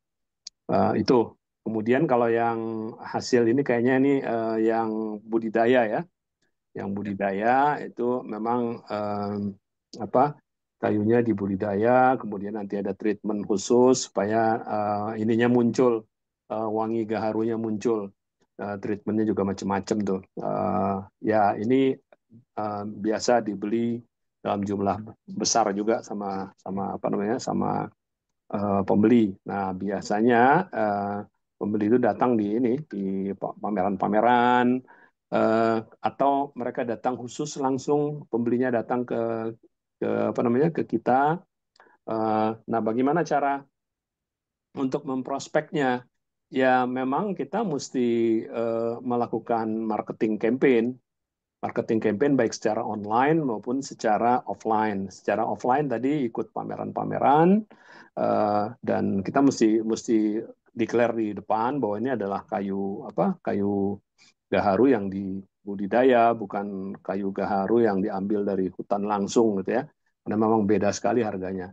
Kemudian yang berikutnya secara online kita mencari mencari prospek kira-kira perusahaan-perusahaan apa yang biasa membeli kayu gaharu hasil budidaya ini. Gitu. Jadi bisa melalui internet, bisa melalui apa namanya ITPC ataupun ADDAK kita tanya punya database nggak yang apa, membutuhkan gaharu. Nggak bisa sekali jadi biasanya, belum pernah saya lihat ada apa pembelian gaharu budidaya itu sekali jadi. Dia biasanya kepingin datang ngeliat gudangnya di mana, kemudian apa budidayanya di mana, seperti apa gitu. Ada proses lah untuk saling mengenal, saling mengetahui, sampai kemudian dia yakin untuk membeli. Ada beberapa pembudidaya yang kita kenal juga, dan mereka sudah punya langganan tetap. Dan buat pemain baru biasanya memang harus punya unik ya, punya unik selling proposition di semua produk gitu. Kalau kita pemain baru, kita harus berpikir begini, bahwa industri ini sudah lama, sudah banyak pemain-pemain lamanya. Kalau kita ingin menggeser pemain lama atau ingin terlihat sebagai pemain di satu industri, maka kita harus punya pembeda yang tebal. Pembedanya harus tebal. Kalau pembedanya tipis-tipis aja, kemudian buat apa saya pindah ke orang yang baru gitu, yang belum tentu juga bisa memenuhi kebutuhan saya. Nah, itu yang perlu dipahami gitu buat semua pemain baru di industri apapun gitu, bahwa kita harus punya unique selling proposition ya, USP yang tebal gitu. Gitu mungkin Pak Mi untuk menjawab pertanyaan Mas Irfan Arif ini. Oke, terima kasih Pak Rahmat. Kita ke pertanyaan selanjutnya. Ini dari Rios nih. Cara menentukan harga forwarder supaya tidak ditipu bagaimana, Pak? Sekiranya cara menentukan margin yang kita dapat sebagai trader itu bagaimana? Jadi uh, menentukan harga untuk forwarder supaya aman dulu. Mungkin sebenarnya itu rekomendasi sih, gitu kan? Pertanyaannya rekomendasi forwarder gitu kan? Karena kalau harga nanti berkaitan lagi lokasinya di mana, gitu kan? Jadi Kemudian ini apa sih margin sebagai trader itu bagaimana, Pak? Ya, silakan Pak Nur atau Pak Rahmat. ya jadi supaya tidak ditipu, satu forwardernya udah dikenal, kita belum ada yang kenal, udah teman kita kenal ya, jadi sudah digunakan oleh teman ya. Kalau peserta Expo Academy tanya sama mentornya ya, siapa minta direkomendasikan gitu. Atau kalaupun memang itu sulit, ya minta penawaran dari beberapa forwarder, nanti dibanding-bandingkan satu-satu ya, kemudian mereka akan memberikan penawaran. Itu yang saya lakukan dulu. Saya kan memulai nggak ada rekomendasi dari siapa, cari aja sendiri, telepon sana, telepon sini, mereka kirim penawaran, kemudian kita adu-adu aja mana yang paling murah dan yang kelihatannya paling bonafit. Kemudian bagaimana cara menentukan margin trader? Margin itu tergantung produknya, ya tergantung produk, tergantung cara pembayaran, ya ada macam-macam faktornya. Jadi kalau produk yang sudah umum, produk yang komoditi ya, yang memang sudah ada harga pasarnya, nggak bisa kita ya contohnya arang briket lah gitu ya, banyak orang yang sudah ekspor arang briket. Jadi nggak mungkin kita bisa sendirian pengen ekspor dengan harga yang lebih mahal daripada orang lain, nggak bisa. Yang marginnya tipis-tipis saja itu, artinya tipis-tipis. Apalagi komoditi-komoditi yang umum kayak Bang itu Pinang yang gitu. Nah, tapi kalau produk olahan, nah itu bisa ya produk olahan, apalagi produk yang dihasilkan dengan teknologi tinggi atau produk seni kayak Bu Iren ya, produk seni yang punya ada keunikan yang ada orang lain bisa buat. Nah, itu marginnya bisa besar. Kan bisa 50%, bahkan bisa lebih. Ya, bisa sampai 100% pun ada. Nah, tapi kalau komoditas, ya paling juga cuma 2%, 5%, tidak banyak. Ya, bisa 10% saja sudah hebat. Itu kira-kira, Bang Tommy. Oke. Jadi untuk Mas Rios udah cukup ya. Nggak ada yang mau tanya lagi ya. Kemudian dari Ibu Mega, Assalamualaikum Pak, bagaimana untuk memulai menjadi eksportir? Misalnya saya mau ekspor kopra ke Pakistan, tapi belum punya PT dan sebagainya. Mohon dibimbing Pak. Pak Rahmat, Nah, silakan Pak. Ya, Waalaikumsalam warahmatullahi wabarakatuh. Ya, misal saya mau ekspor kopra ke Pakistan tapi belum mempunyai PT dan sebagainya. Nah, ini yang mesti diperjelas nih, mempunyai PT dan sebagainya itu termasuk belum punya kopra nggak? belum punya kopranya jangan-jangan. Ya, kalau belum punya kopra juga gitu, ya Ya mulailah Kopranya. sebagai ini ya. pertama mulai cari ilmunya, belajar jadi eksportir, ya belajar tahap demi tahap. Kemudian yang kedua, eh, kalau memang mau main kopra, ya cari dulu sumber kopranya. Cari dulu sumber kopranya, datang kepada produsen kopra, sampaikan keinginan bahwa kita ingin membantu mereka menjual produk ya. Maka kita nanti berfungsi sebagai sebagai bisa sebagai reseller atau bisa sebagai agent.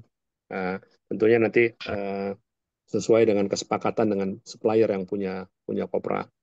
Nah, karena mesti diingat teman-teman bahwa kita tidak bisa menjual produk yang belum kita miliki ya. Jadi kita harus punya dulu barangnya atau kita mendapatkan izin untuk menjadi wakil dari yang punya barang. Baru kemudian bisa kita cari pembelinya. Atau bisa juga sebaliknya, kita bisa cari pembeli dulu, kemudian setelah dapat pembeli, kita minta izin kepada si pembeli, saya jadi wakil kamu ya, cariin barang di Indonesia. Tuh. Sehingga bisa kita dapatkan nanti kepastian hukum juga kepastian ya ya secara teknis gitu bahwa kita memang menjadi wakil dan nggak bisa dua-duanya ya, nggak bisa kita kepingin dapat untungan dari dua belah pihak, jadi wakilnya pembeli dan juga jadi wakilnya penjual, nggak bisa. Salah satu kita pilih. Salah satu kita pilih. Apakah kita mau jadi wakilnya pembeli atau kita mau jadi wakilnya penjual? Mana yang Kebanyakan orang Mana yang Indonesia mau kayak gitu, Pak. Saya Iya sering nggak ketemu boleh. sama orang. Kalau Bisa. ketahuan juga, kalau ketahuan sama yang sama Iya. pembeli dan penjualnya juga langsung di ini Di kita langsung blacklist. di ban gitu, Iya. langsung di ban kita. Cuma bisnisnya jadi Percuma. jangka pendek kalau gitu. Jangka pendek gitu ya. Belum lagi secara syariat juga kan nggak boleh ya. Nggak boleh. Nah, jadi kita mesti tentukan kita mau jadi wakilnya pembeli atau mau jadi wakilnya penjual. Pilih salah satu. Kemudian fokus di situ. Fokus Iya. di situ. Kalau banyak juga teman-teman yang memilih menjadi wakilnya pembeli karena begitu Iya. begitu dia dipercaya, dia diminta untuk mewakili membeli macam-macam, nggak hanya satu produk. Iya. Nah, dan dia dapat upah yang cukup lah ya untuk menjadi wakil Iya. pembeli. Nah, itu. Jadi mungkin Mbak Mega itu kalau bimbingannya yang pertama adalah belajar step by step. Kemudian pastikan dulu nih mau jadi wakil pembeli atau wakil penjual untuk kopra ini. Nah, kalau udah punya barangnya, udah tahu barang yang memang udah diproduksi sendiri ya gampang, tinggal cari pembelinya. Mungkin itu. Soal Nggak bisa PT-nya, soal PT, belum punya PT ya bikin aja dulu perseorangan. perorangan, betul. Mudah kok dengan modal 50.000 sekarang udah bisa bikin perusahaan perseroan-perseorangan. Oke, terima kasih Pak Nur dan Pak Ahmad. Oke, kita ke pertanyaan selanjutnya dari Pak Ahmad. Izin bertanya, jika ekspor jadi opsi di saat kondisi ekonomi Indonesia yang tidak menentu, bagaimana jika kondisi ekonomi negara tujuan ekspor itu tiba-tiba mengalami masalah yang berdampak pada target market atau pembayaran buyer? Wah, ini pertanyaan mantap nih. Ibaratnya ekspor nih Dibalikin Australia nih. gitu kan. Australia kan tiba-tiba ini kan sekarang kan Australia kondisi lagi kurang baik juga ya, kan lagi krisis. Nah, gimana Pak gitu kan? Cari Ya. negara lain gitu kan. Jadi gini, kalau di ekspor itu ada instrumen-instrumen yang membuat kita jadi lebih lebih lebih aman ya dibanding bisnis di dalam negeri. Di dalam negeri sama tetangga aja kita nggak dibayar gitu kan. Nah, gitu dan pura-pura benar-benar nggak merasa punya utang belum bayar gitu. Nah, tapi kalau kita ekspor itu ada instrumen-instrumen ya, ada namanya LC, letter of credit ya, dan sudah pasti dibayar. Nah, tapi biasanya kalau UKM kan kalau kuantitinya kecil, kalau kuantiti kecil biasanya pakai DP, jadi ada uang muka bayaran. Ya nanti pembayaran pelunasannya sebelum shipment, sebelum barang berangkat, difoto, di video, baru dibayar ya itu biasa. Orang-orang kita kalau ngimpor beli barang dari Cina itu nggak ada yang bayar belakangan, bayarnya di muka semua 100% gitu. Jadi kita juga bisa buat kepada pembeli juga seperti itu. Tapi setidak-tidaknya ya kalau tahap awal ada DP dulu. Dan kalau sudah ada komitmen perusahaan itu ekonomi memburuk kan tidak langsung pembeli kita juga langsung jadi bangkrut ya gitu. Jadi tentu transaksi yang sudah disepakati juga mereka mereka mereka penuhi janji. Dan kita juga punya Indonesia itu punya perwakilan dagang di banyak negara di luar negeri. Saat awal pertama kita ekspor lebih baik juga kita lapor. Nah, dan senang para perwakilan dagang itu ada ITPC, ada atas perdagangan, lapor ke mereka, oh, mereka senang dan mereka akan bisa mengawal kita cerita kita siapa, alamat di mana supaya mereka bisa membantu kalau terjadi apa-apa. Nah, itu barangkali Bang Tommy. Oke. Ya, mungkin saya tambahin sedikit ya Bang Fahmi ya. Iya, Jadi Pak. Silakan, Pak. bagaimana jika kondisi ekonomi negara tujuan ekspor yang tiba-tiba mengalami masalah yang berdampak ya, pada target market dan pembayaran buyer. Pembayaran tadi sudah sampaikan oleh Pak Nur, tiba-tiba mengalami masalah ya. Ini kan biasanya walaupun ada krisis ekonomi dimanapun di seluruh dunia ini, tidak mungkin transaksi jual beli itu 100% berkurang, tidak ya. Ada beberapa produk yang memang harus diimpor oleh negara-negara tujuan itu. Paling ya mungkin nanti ada pengurangan quantity, tadinya mungkin beli 2 kontainer jadi cuma beli 1 kontainer misalnya ya. Jadi ya jangan terlalu khawatir gitu. Jadi dengan kondisi ekonomi dunia yang sedang gonjang-ganjing, yakin aja bahwa rezeki itu sudah ditakar, sudah diatur gitu ya oleh Yang Maha Kuasa gitu. Sehingga eh, kondisi seperti apapun ya kita tetap harus optimis gitu ya. Paling itu tadi ya ada pengurangan-pengurangan sedikit ataupun kalaupun misalnya ada penundaan dan itu normal aja gitu. Oke, kemudian tadi kalau pembayaran ya kita cari skema pembayaran yang paling aman buat kita gitu. Apakah DP, apakah tadi dengan LC, atau mungkin kita bisa menggunakan escrow account. Banyak hal yang bisa kita manfaatkan di dunia yang modern sekarang ini tentang uh, untuk mengamankan pembayaran dari buyer. Ya. Oke, terima kasih, Pak Rahmat. Ini ada pertanyaan selanjutnya dari Pak Rizal. Izin bertanya untuk mesan mystery box atau kardus Ini paket. kayaknya ada 2 pertanyaan yang belum dijawab, Demi. Oh, ada ya, Pak? Oh iya, iya. Danu, tolong Sebelumnya, sebelumnya Yang Danu. selanjutnya belum. Yang Oh Aditya, itu iya, ya. Aditya dari Herman. oh Aditya. Kalau saya tidak lancar bahasa Inggris bagaimana? Tadi udah disampaikan sama Pak Nur tadi Ya. di awal penjelasannya. Atau kalau untuk bahasa Inggris nggak masalah gitu kan. Eh, kalau zaman sekarang tuh ada ChatGPT. Kalau komunikasi kan nggak selalu pakai ini ya, pakai apa sih namanya komunikasi langsung ya. Namun yang perlu Bapak Ibu ketahui ya, ini pengalaman pribadi saya ya. Ekspor itu tuh nanti tuh bahasanya template kok gitu kan. Maksudnya tuh komunikasi kayak template. Orang nanti nanya harga, kemudian bicaranya mah yang itu aja. Dan kita tuh kalau karena terbiasa, makanya bisa kayak gitu. Hmm. Saya kayak gitu tuh apa sih dikira orang jago gitu kan. Padahal mah bahasanya bahasa template gitu kan. Namun kalau udah nanya yang macam-macam, mas, saya juga bingung, keder juga gitu kan. Ya, Saya belajarnya cuma sampai di sini aja gitu kan. Kalau yang lain-lain enggak. Saya masih ingat di 2014, tadi Mas Farid Fahmi pernah nyinggung juga di TI 2014, saya nemenin Pak Nur Samsu, business matching dengan orang Turki. Orang iya. Turki nggak bisa bahasa Inggris, Pak Nur nggak bisa bahasa Turki. Bahasa Tarzan. Itu Google Translate-nya juga nggak sepinter zaman sekarang gitu kan. Sekarang, ya, ya. dia nyari sedotan gitu kan, tapi lucu aja gitu kan. Dari situ saya terbuka tuh wawasan tuh.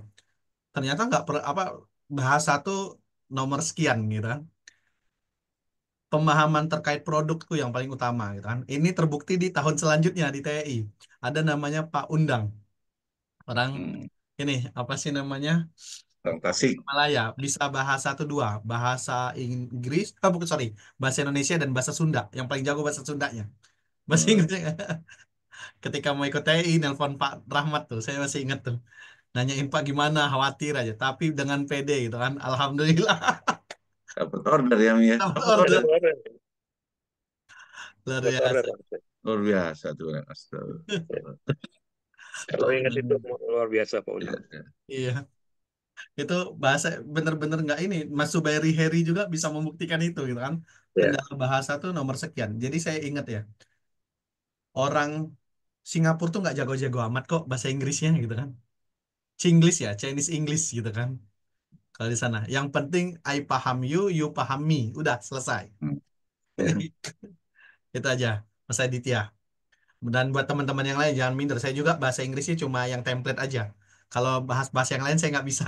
Mohon maaf. Kemudian dari Pak Herman, saya mau ekspor pisang batu. Kemana saya ekspor? Di mana biasa banyak buyer kumpul? Apa saja syarat ekspornya? Ini tadi udah di apa bahas sedikit juga dengan Pak Rahmat bagaimana untuk risetnya. Kemudian Mbak Iren juga menambahkan bagaimana untuk riset dan lain-lainnya. Itu kita ke pertanyaan selanjutnya. Kalau yang banyak bayar kumpul di pameran, Oh Bang iya, Fahmi. iya. Nah, Tempatnya buyer dan eksportir ini apa supplier reuni. jadi di Kemudian pameran, ya. Rizal. Pamerannya pameran dagang internasional ya. Iya, Pak. Ya. Seperti TEI kayak gitu kan. Kalau di Indonesia yang paling besar ada TEI gitu. Kemudian dari Pak Rizal izin bertanya untuk memesan mystery box atau kardus pakai desain kita dan plastik desain kemasan desain kita di mana ya Pak? Mungkin ada yang murah dan amanah sekitar Jabodetabek khusus Banten. Ini pertanyaannya ini banget nih. Pertanyaannya teknis sekali gitu kan. Pak, saya tuh pesannya di ini Pak. Ah, pengalaman saya ya Pak. Saya pesannya tuh di Hmm. Tokopedia tapi saya chat langsung orangnya. Hmm. Itu juga Harganya lebih bisa. murah. Ya, seperti Iya, itu sekarang juga banyak bisa. banyak banyak sekali kok di tiap daerah, banyak sekarang yang gitu, nggak harus di Jakarta gitu. Mm. Kalau Banten tuh ya di Tangerang Pak, ada Raja Wali Carton Box namanya kalau nggak salah. Ah, Itu saya biasa pakai itu. Ya, banyak sekali tinggal googling aja nih di Tokopedia, di Shopee, Iya. tinggal di compare-compare aja. Kemudian dari Pak Norman, apakah ekspor itu harus kirim barang satu kontainer bagi pemula ekspor apa bagi kita pemula ekspor kah? Dan kedua, pertanyaan kedua, kalau buyer bayar dengan Titi, rekeningnya nggak bisa rekening bisa pribadi nggak? atau nggak Pak? Nah, ini pertanyaan ini bagus nih untuk pemula dari sisi pemula nih. Ini silakan Pak Nur sama Pak Rahmat nih menjawab nih Pak. Bang Fahmi tadi itu cerita soal waktu ekspor perdana gimana, Bang Fahmi? Iya, iya. Ah, kontaineran nggak? Satu kontainer nggak? Nggak kontaineran Pak. Enggak kan? Nah, tergantung produknya jadi Pak Norman, tergantung barangnya. Ada barang yang mau tidak mau diekspornya harus satu kontainer. Contoh, ya contoh mau ekspor jahe segar umpamanya, ya. Nggak ada orang ngirim jahe segar 100 kilo, 200 kilo, nggak ada. Karena apa? Ongkosnya jadi mahal dan harganya tidak bersaing. Jadi kalau orang lain ekspornya kontaineran, ya kita harus ikut kontaineran. Tapi ada barang seperti jersey, tadi Bang Fahmi itu kan ekspor nggak perlu satu kontainer, ya. Terus banyaklah barang-barang yang tidak kirim satu kontainer, bisa namanya LCL, less container load. Jadi kita bisa kirim pakai kontainer lewat laut juga, tapi hanya 1 ton, 2 ton itu juga boleh. Kalau kurang lagi dari itu bisa kirimnya lewat udara, ya 50 kilo, 100 kilo bisa. Tapi tergantung barangnya, ya bisa mampu nggak harganya itu membayar ongkos kirimnya. Lewat udara tentu lebih mahal, LCL tentu lebih mahal daripada yang full kontainer. Tuh, Bang Fahmi. Oke. Kalau yang pembayaran pakai rekening pribadi atau rekeningnya sebaiknya sama dengan shippernya. Shipper itu perusahaan yang digunakan untuk ekspor. Jadi rekeningnya harus nama itu, karena kalau tidak pembeli, tidak semua pembeli mau ya ekspornya pakai PT apa, tapi nanti transfernya pembayarannya ke rekening ini ya, pembeli belum tentu mau ya, karena kita di dalam negeri pun nggak mau kan kalau gitu, kalau yang belum kenal. Jadi harus nama rekeningnya sama. Tapi apakah rekeningnya rupiah atau dolar itu nggak masalah. Punya rekening rupiah juga bisa, tapi ya ruginya begitu uangnya masuk langsung di apa di kurs ke rupiah gitu, Bang. Oke. Oke. Pak Ya, Rahmat ada saya mau bantu tambah? jarang ya. Saya bantu jawab. Apakah ekspor Hmm. itu harus kirim barang satu kontainer bagi kita ekspor pemula kah, Pak? Ya enggak. Jawabannya tadi enggak. Fahmi sudah jelaskan tadi. Saya juga pernah ekspor namanya less container load. Ya enggak satu kontainer. Ya pernah ekspor jersey. Jersey-nya Belanda waktu waktu Euro 2004 itu ya juga ya hanya 3 kodi ya, 3 kodi ya bisa kita kirim pakai pakai perusahaan ekspedisi, perusahaan pengiriman kurir ya, kurir. Nah, apakah itu bisa pakai rekening pribadi? Waktu itu memang pakai rekening pribadi. Eh, karena memang dicatatnya di eh, kantor pos waktu itu pakai MS ya, ya memang atas nama kita gitu. Tadi seperti Pak Nur bilang bahwa nama shipper itu adalah pengirim ya. Pengirim itu harus sama dengan rekeningnya harus sama dengan dengan nama di rekening yang akan menjadi tempat pembayaran dari si pembeli karena dia nggak ingin membayar berbeda dengan yang ngirim barang. Yang ngirim barang A ya rekeningnya mesti pakai rekeningnya si A. Hanya shippernya nanti apakah pribadi atau shippernya perusahaan. Cuman sekarang kan kalau misalnya eh, kategorinya ekspor, bikin PEB sendiri ya, pemberitahuan ekspor barang sendiri, ya mesti tadi kalau nggak perseorangan ya PT atau CP atau koperasi itu yang berbadan usaha ya, badan usaha yang berbadan hukum.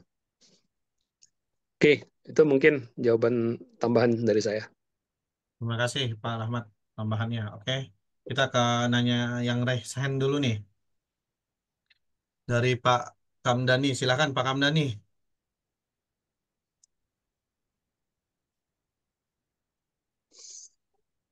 Pak Kamdani, silakan. Halo, baik terima kasih Pak. Sebelumnya perkenalkan saya Kamdani Trenggalek, dari Kabupaten Trenggalek, Jawa Timur. Untuk produk hari ini yaitu fokus di Kokopit, Koko Fiber, dan Koko Kristal. Izin untuk bertanya, eh, bagaimana menentukan harga terbaru? Karena kami tahu harga itu selalu berubah entah itu secara signifikan maupun sedikit. Dan kemudian bagaimana nego dengan buyer agar kita bisa segera closing. Negonya, bagaimana nego secara efektif? Mungkin itu saja. Terima kasih. Oke. Itu yang bisa jawab tuh, harga pinang berubah-ubah. Nah, Jadi kalau harganya yang fluktuatif itu, kalau pengalaman saya sih, eh, apa ya, kontrak tuh jangan pakai kontrak jangka panjang ya. Jadi kita ngelihat dulu nih misalnya, oh karena Pinang ini kan kayak sekarang nih, kemarin sempat naik nih Pak, udah naik lagi nih Pinang nih Pak. hmm, Pinang tuh 2021 itu sampai di angka 27.000 per kilo di petani. 2022-nya itu 3.000 per kilo di petani. Jadi harganya anjlok sekali gitu kan. Nah, sekarang udah mulai naik lagi gitu kan. Tapi turun naiknya udah mulai lumayan stabil. Nah, komoditas itu tuh ada angka ini ya, harga yang kira-kira stabilnya tuh kayak Pinang tuh kan harga stabilnya tuh angka 10.000 sampai 15.000 di tingkat petani. Nah, itu kita jadi acuan kayak gitu. Namun kalau kita mau kontrak sama buyer, kalau harganya terlalu fluktuatif, jangan kontrak jangka panjang. Maksudnya bukan kontraknya, jangan kontrak pakai nilai, pakai jumlah. Nanti kalau nilainya disesuaikan dan harga di saat itu, saat mau apa pengirimannya, kayak gitu. Itu sih, itu yang saya lakukan. Kalau harganya turun naik, informasinya dapat dari mana? Kalau misalnya turun naik harganya, kalau kita memang bisnis di komoditas A, misalnya kayak pinang atau jahe atau apapun itu, ada nanti tuh kayak terbentuk kayak komunitasnya ya. Kita tahu nih dari petani harga berapa, nanti naik-naik ke atas tuh kurang lebih berapa. Itu kan karena kita udah sering melakukan bisnis itu tuh, jadi tahu nih, oh kira-kira kalau dari petani belinya harganya sekian, kemudian rendemennya kurang lebih sekian, nanti itu jadi harganya sekian. Dan itu kita bisa mengkalkulasikan sendiri dan memprediksinya itu karena nanti berpengaruh kalau pinang harganya itu naiknya itu apa harga bisa turun, penyebab harga turun tuh bisa jadi border atau perbatasan di negara tujuan ekspor tuh ditutup misalnya kayak gitu, bencana alam di negara tujuan ekspor atau ada panen raya. Nah yang kayak gitu tuh berpengaruh.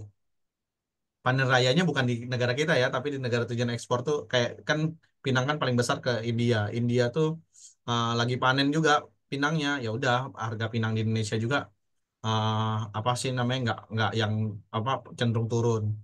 Kayak ini nanti nih mau lebaran biasanya pinang turun. Kayak gitu, itu berpengaruh. Kayak gitu, Mas.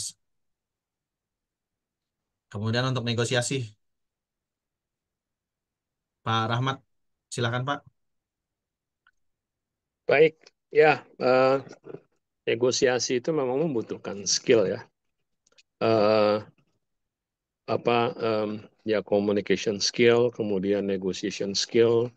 Ada beberapa ada beberapa cara negosiasi yang memang harus dikuasai. Cuman yang jelas bahwa eh, negosiasinya seperti apapun, kita jangan sampai rugi. Kalau misalnya harga yang disepakati nanti lebih rendah dibandingkan dengan HPP plus keuntungan kita, ya lebih bagus jangan. Kecuali memang kita punya strategi bahwa nggak apa-apa negosiasi di awal, kami impas dulu, apa kami rugi dulu, yang penting dapat akun, dapat pelanggan, sehingga nanti ke depan kita bisa berhubungan jangka panjang, gitu ya. Jadi bagaimana negosiasi dengan buyer? Satu, kita harus memahami dulu tentang consumer behavior dari buyer kita. Kemudian kita juga harus memahami kultur budaya dari calon konsumen kita. Kemudian yang ketiga kita harus menguasai teknik berkomunikasi yang efektif gitu untuk negosiasi ini. Nah ini misalnya di Export Academy juga kayaknya ada materi tuh tentang negosiasi ya. Eh, Nggak mungkin kita ajarkan dalam waktu singkat seperti sekarang ini karena ada role play-nya juga.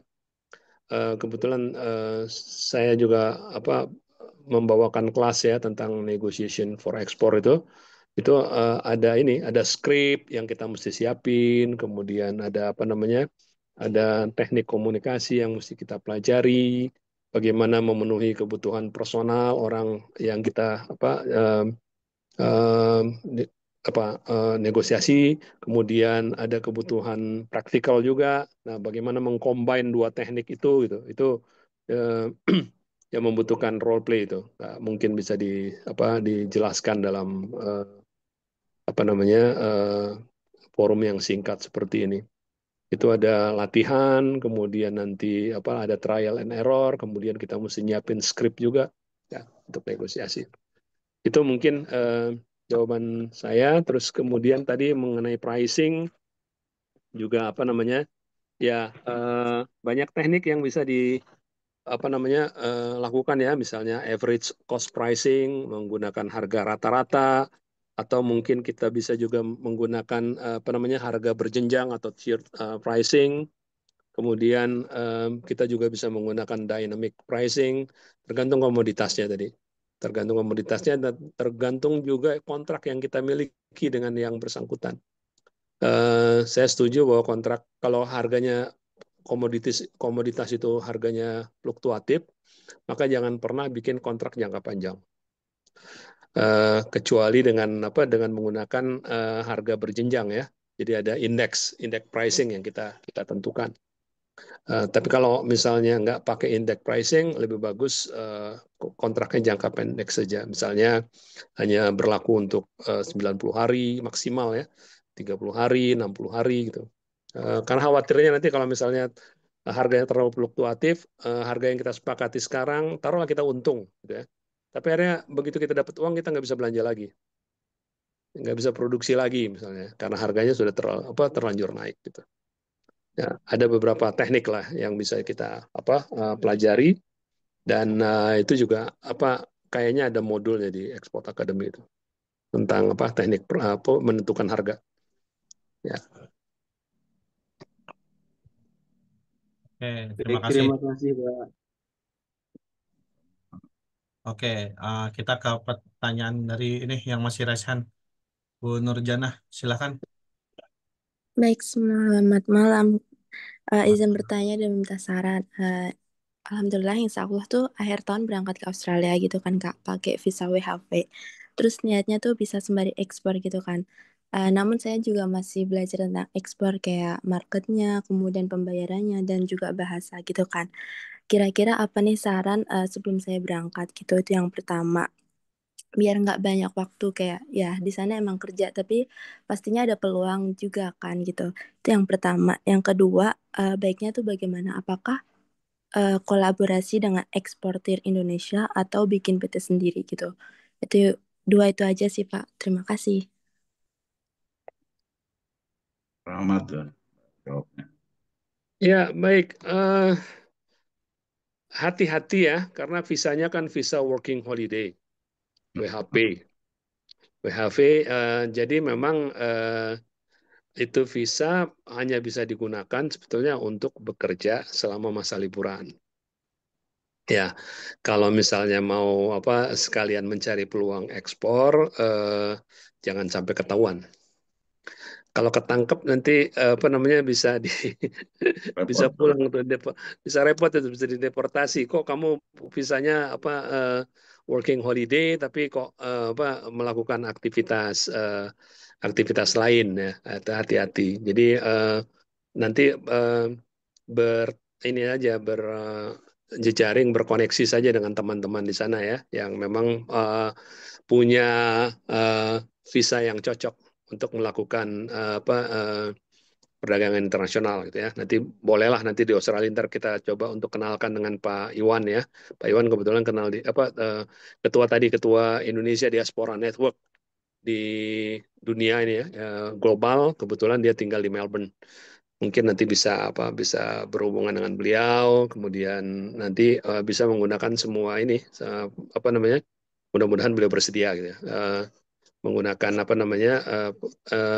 ya networknya beliau, fasilitas perusahaan beliau sebagai importir. Karena hati-hati Mbak Nurjana, jangan sampai nanti kepingin working holiday, mendapatkan pengalaman, terus kemudian nanti mendapatkan masalah gara-gara melakukan aktivitas yang di luar izin yang diberikan. Gitu. Ya, itu mungkin jawaban dari saya. Itu di Jepang sekarang lagi rame juga ya, Pak. Ya, lagi rame itu. Di Jepang. Saya Ya. kemarin Ya, bahas ini ada info kan, dapat info banyak karena gini ya, apa sih kan lumayan potensial ya produk Indonesia di Jepang itu ya. Ya. Indonesia itu kan tiga apa ya, urutan ketiga eh, jumlah orang orang luar terbanyak di Jepang gitu, orang Indonesia tuh. Itu apa sih namanya potensinya besar sekali gitu. Nah, itu di apa yang izinnya kerja malah dagang gitu. Ya. ya. Ada negara yang rada longgar, tapi ada negara yang ketat. Hati-hati ya, yang ketat ya. Eh, kan seperti kita waktu itu Pak Rahmat, kami pernah sama Pak Rahmat tuh pameran di Korea ya, dan di situ ada aturan pameran nggak boleh jualan. Itu ada peserta dari Indonesia di depan kita, dia jualan, langsung ditangkap. Ya. Bayangkan. Ngeri kan ditangkap di negeri Ngeri. orang, bayangkan.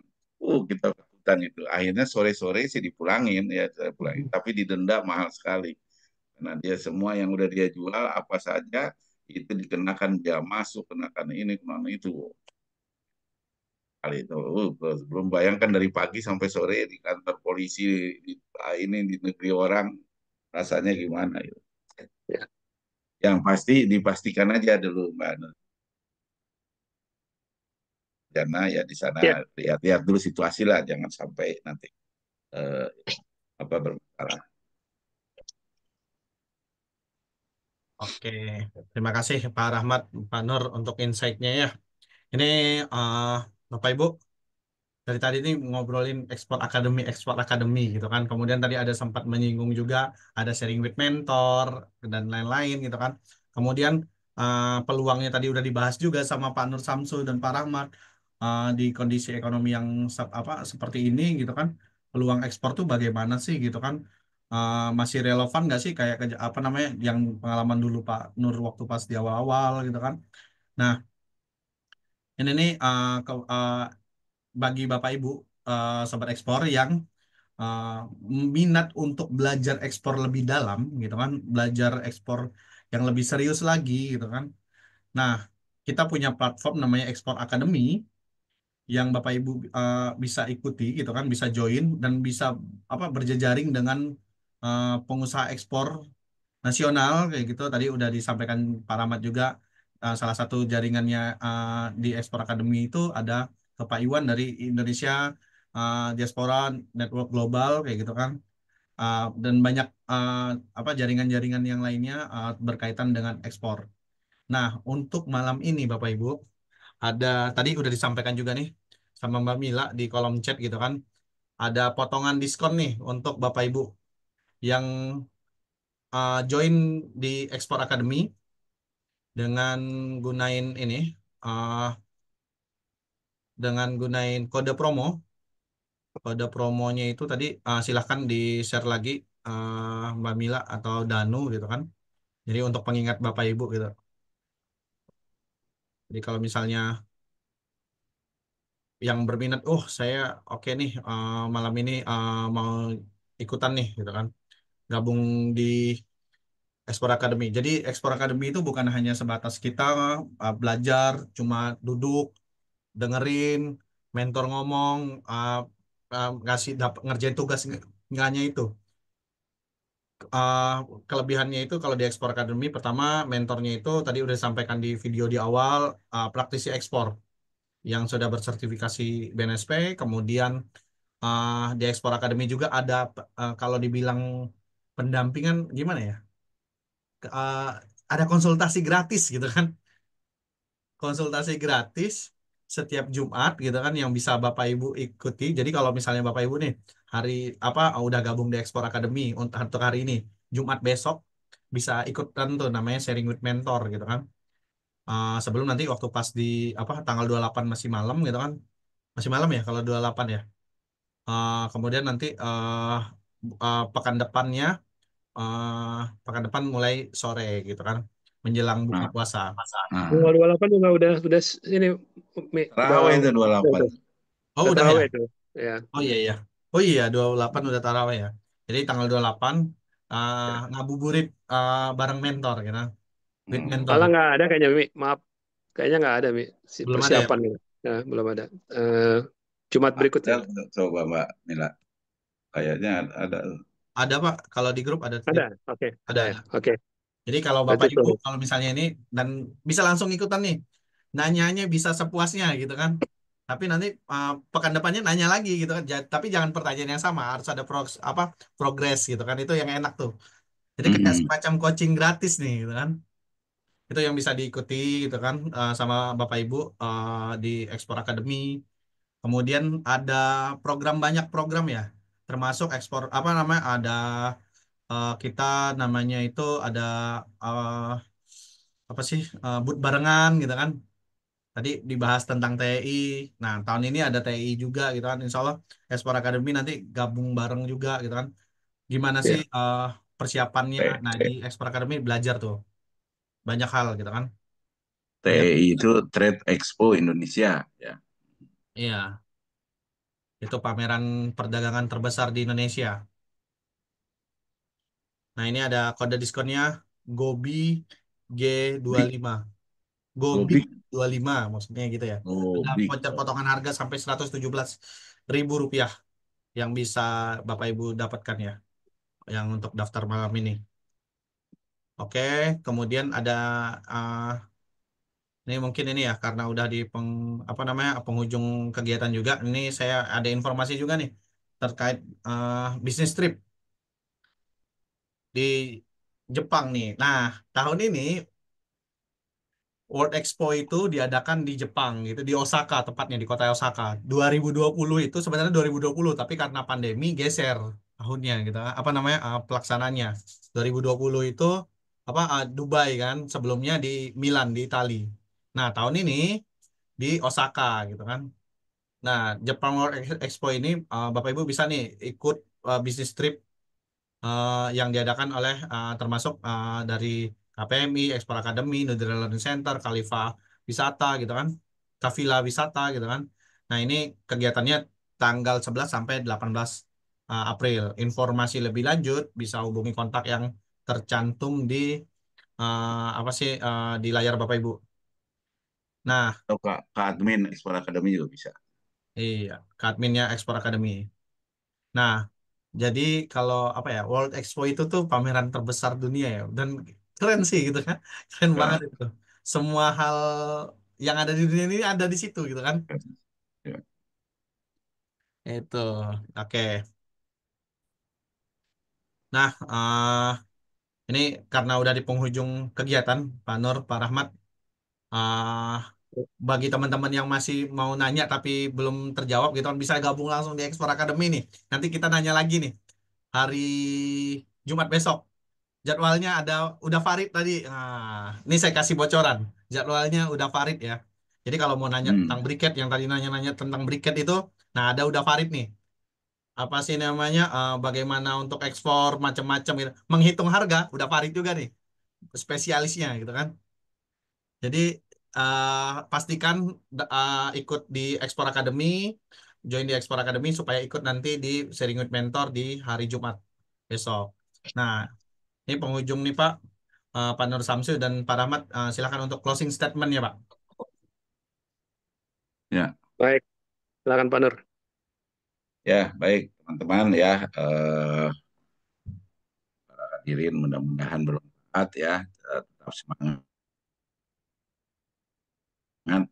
ambil kesempatan ya, jangan dibuang-buang waktu. Jadi ketika ekonomi keadaan dunia memang tidak sedang baik-baik saja ya saat ini, di depan kita banyak sekali tantangan, dan belajar bisnis ekspor adalah salah satu cara ya untuk kita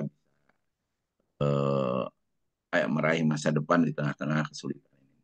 Kan ya seperti yang kami sudah ceritakan tadi, berbagai peluang ada di depan kita, mudah-mudahan bisa kita raih, tapi belajar dulu ilmunya. Itu ya, tetap semangat. Terima kasih. Assalamualaikum warahmatullahi wabarakatuh. Waalaikumsalam warahmatullahi wabarakatuh. Silakan Pak Rahmat. Waalaikumsalam warahmatullahi wabarakatuh. Ya baik teman-teman semua yang hadir pada malam hari ini, jadi kami mengajak ya untuk kita bergabung dalam satu ekosistem ekspor. Jadi Export Academy itu is not only about learning platform ya, tapi kita ingin membangun sebuah ekosistem di mana uh, peningkatan kapasitas atau capacity building pembelajaran itu adalah salah satu bagian saja dari semua ekosistem yang kita ingin bangun. Yang kedua adalah kita ingin juga membersamai teman-teman untuk mendampingi.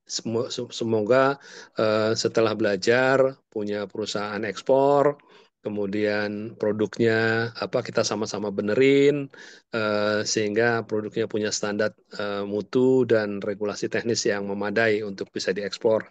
Kemudian yang ketiga nanti kita juga berikan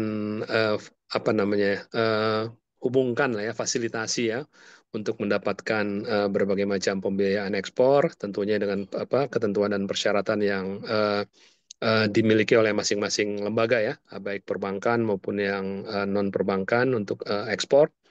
Kemudian yang keempat adalah pasar, akses kepada pasar. Nah, salah satu akses kepada pasar yang akan kita berikan kepada teman-teman Export Academy, ini salah satunya nih yang mau datang nih bulan ini, bulan apa, tanggal 10 sampai tanggal 15 ya, ini mau datang.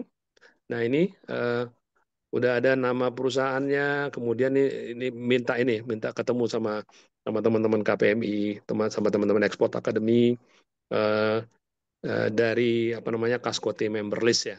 Ini ya, produk yang dicari juga udah jelas, kemudian Tuh, ada hijab, ada kemudian berapa uang yang mau dia spend di Indonesia juga udah kurang lebih udah dia berikan gitu ya. Ini ada 14 plus 3 jadi 17 orang yang mau datang. Nah, ini tentunya nanti akan kita undang teman-teman anggota Export Academy yang punya produk yang sesuai gitu ya. Nah, dan ini tidak hanya sekali, setahun bisa beberapa kali kita lakukan. Makanya tadi kalau misalnya tanya apakah ada pertemuan offline, Export Academy itu it's not only about learning platform, tapi ekosistem. Tadi ada pertanyaan, saya kepingin belajar secara offline gitu ya. Ya, kita sih ngeliat bahwa offline dan online itu kita mesti kombinasikan gitu ya. Dengan tadi membangun ekosistem berdasarkan 4 pilar: capacity building, kemudian peningkatan standar mutu dan regulasi teknis, juga kelembagaan teman-teman yang ingin menjadi eksportir, akses kepada pembiayaan dan akses kepada pasar. Ya, kapan lagi kita punya ekosistem yang bisa bareng-bareng kita kembangkan. Terima kasih. Ya, terima kasih Pak Nur, Pak Rahmat atas ini ya insight-nya gitu kan, sharing-sharing tentang pengalamannya kayak gitu kan. Kemudian tadi nih Pak Rahmat nge-spill gitu kan, mau ada business matching gitu sama Kasyote gitu kan. Wah, luar biasa sekali. Ini Kasyote ini sebenarnya tuh tindak lanjut dari TI yang terakhir Oke. gitu kan. TI Ya, 2004 gitu yang diikutin teman-teman KPMI dan Export Academy di TI gitu. Alhamdulillah gitu kan ada 14 pengusaha yang akan hadir. Tadi ada beberapa produknya dan ada jumlah nilainya yang potensi nilai yang akan transaksinya. Ya, Bapak Ibu Sobat Ekspor bisa nih uh, ikut ambil bagian gitu kan. Ikut andil nih dalam kegiatan ini gitu kan. Bukan hanya sebatas belajar ekspor aja gitu kan. Tapi banyak hal gitu kan yang bisa dilakukan gitu kan yang terkait dengan ekspor ini. Yang mau ekspor tahun 2025, nah ini nih kesempatan banget nih. Oke, terima kasih banyak Pak Nur, Pak Rahmat atas sharingnya. Mudah-mudahan bermanfaat.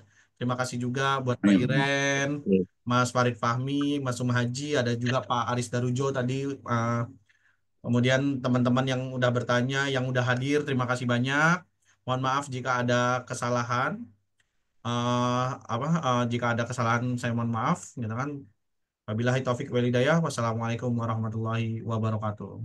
Waalaikumsalam warahmatullahi wabarakatuh. Waalaikumsalam. Waalaikumsalam Ih, Terima mantap. kasih banyak ya Bapak Ibu. Terima kasih. Materinya Pak Syam, Pak Rahmat, Izin nih. Mas Fahmi, terima kasih. Ya, makasih Mbak Mila, Danu, semuanya. Pak Ori. Makasih Pak Ori. Nah, luar biasa nih Pak Ori nih. Iya, ternyata ada Pak Ori. Kabar. Iya, Pak Ori. Itu Pak Ori ikutan yang kascote Pak. Selamat malam semua. Terima kasih. Malam semua. Ya. Malam semua. Terima kasih. Salam kenal di terenggalek.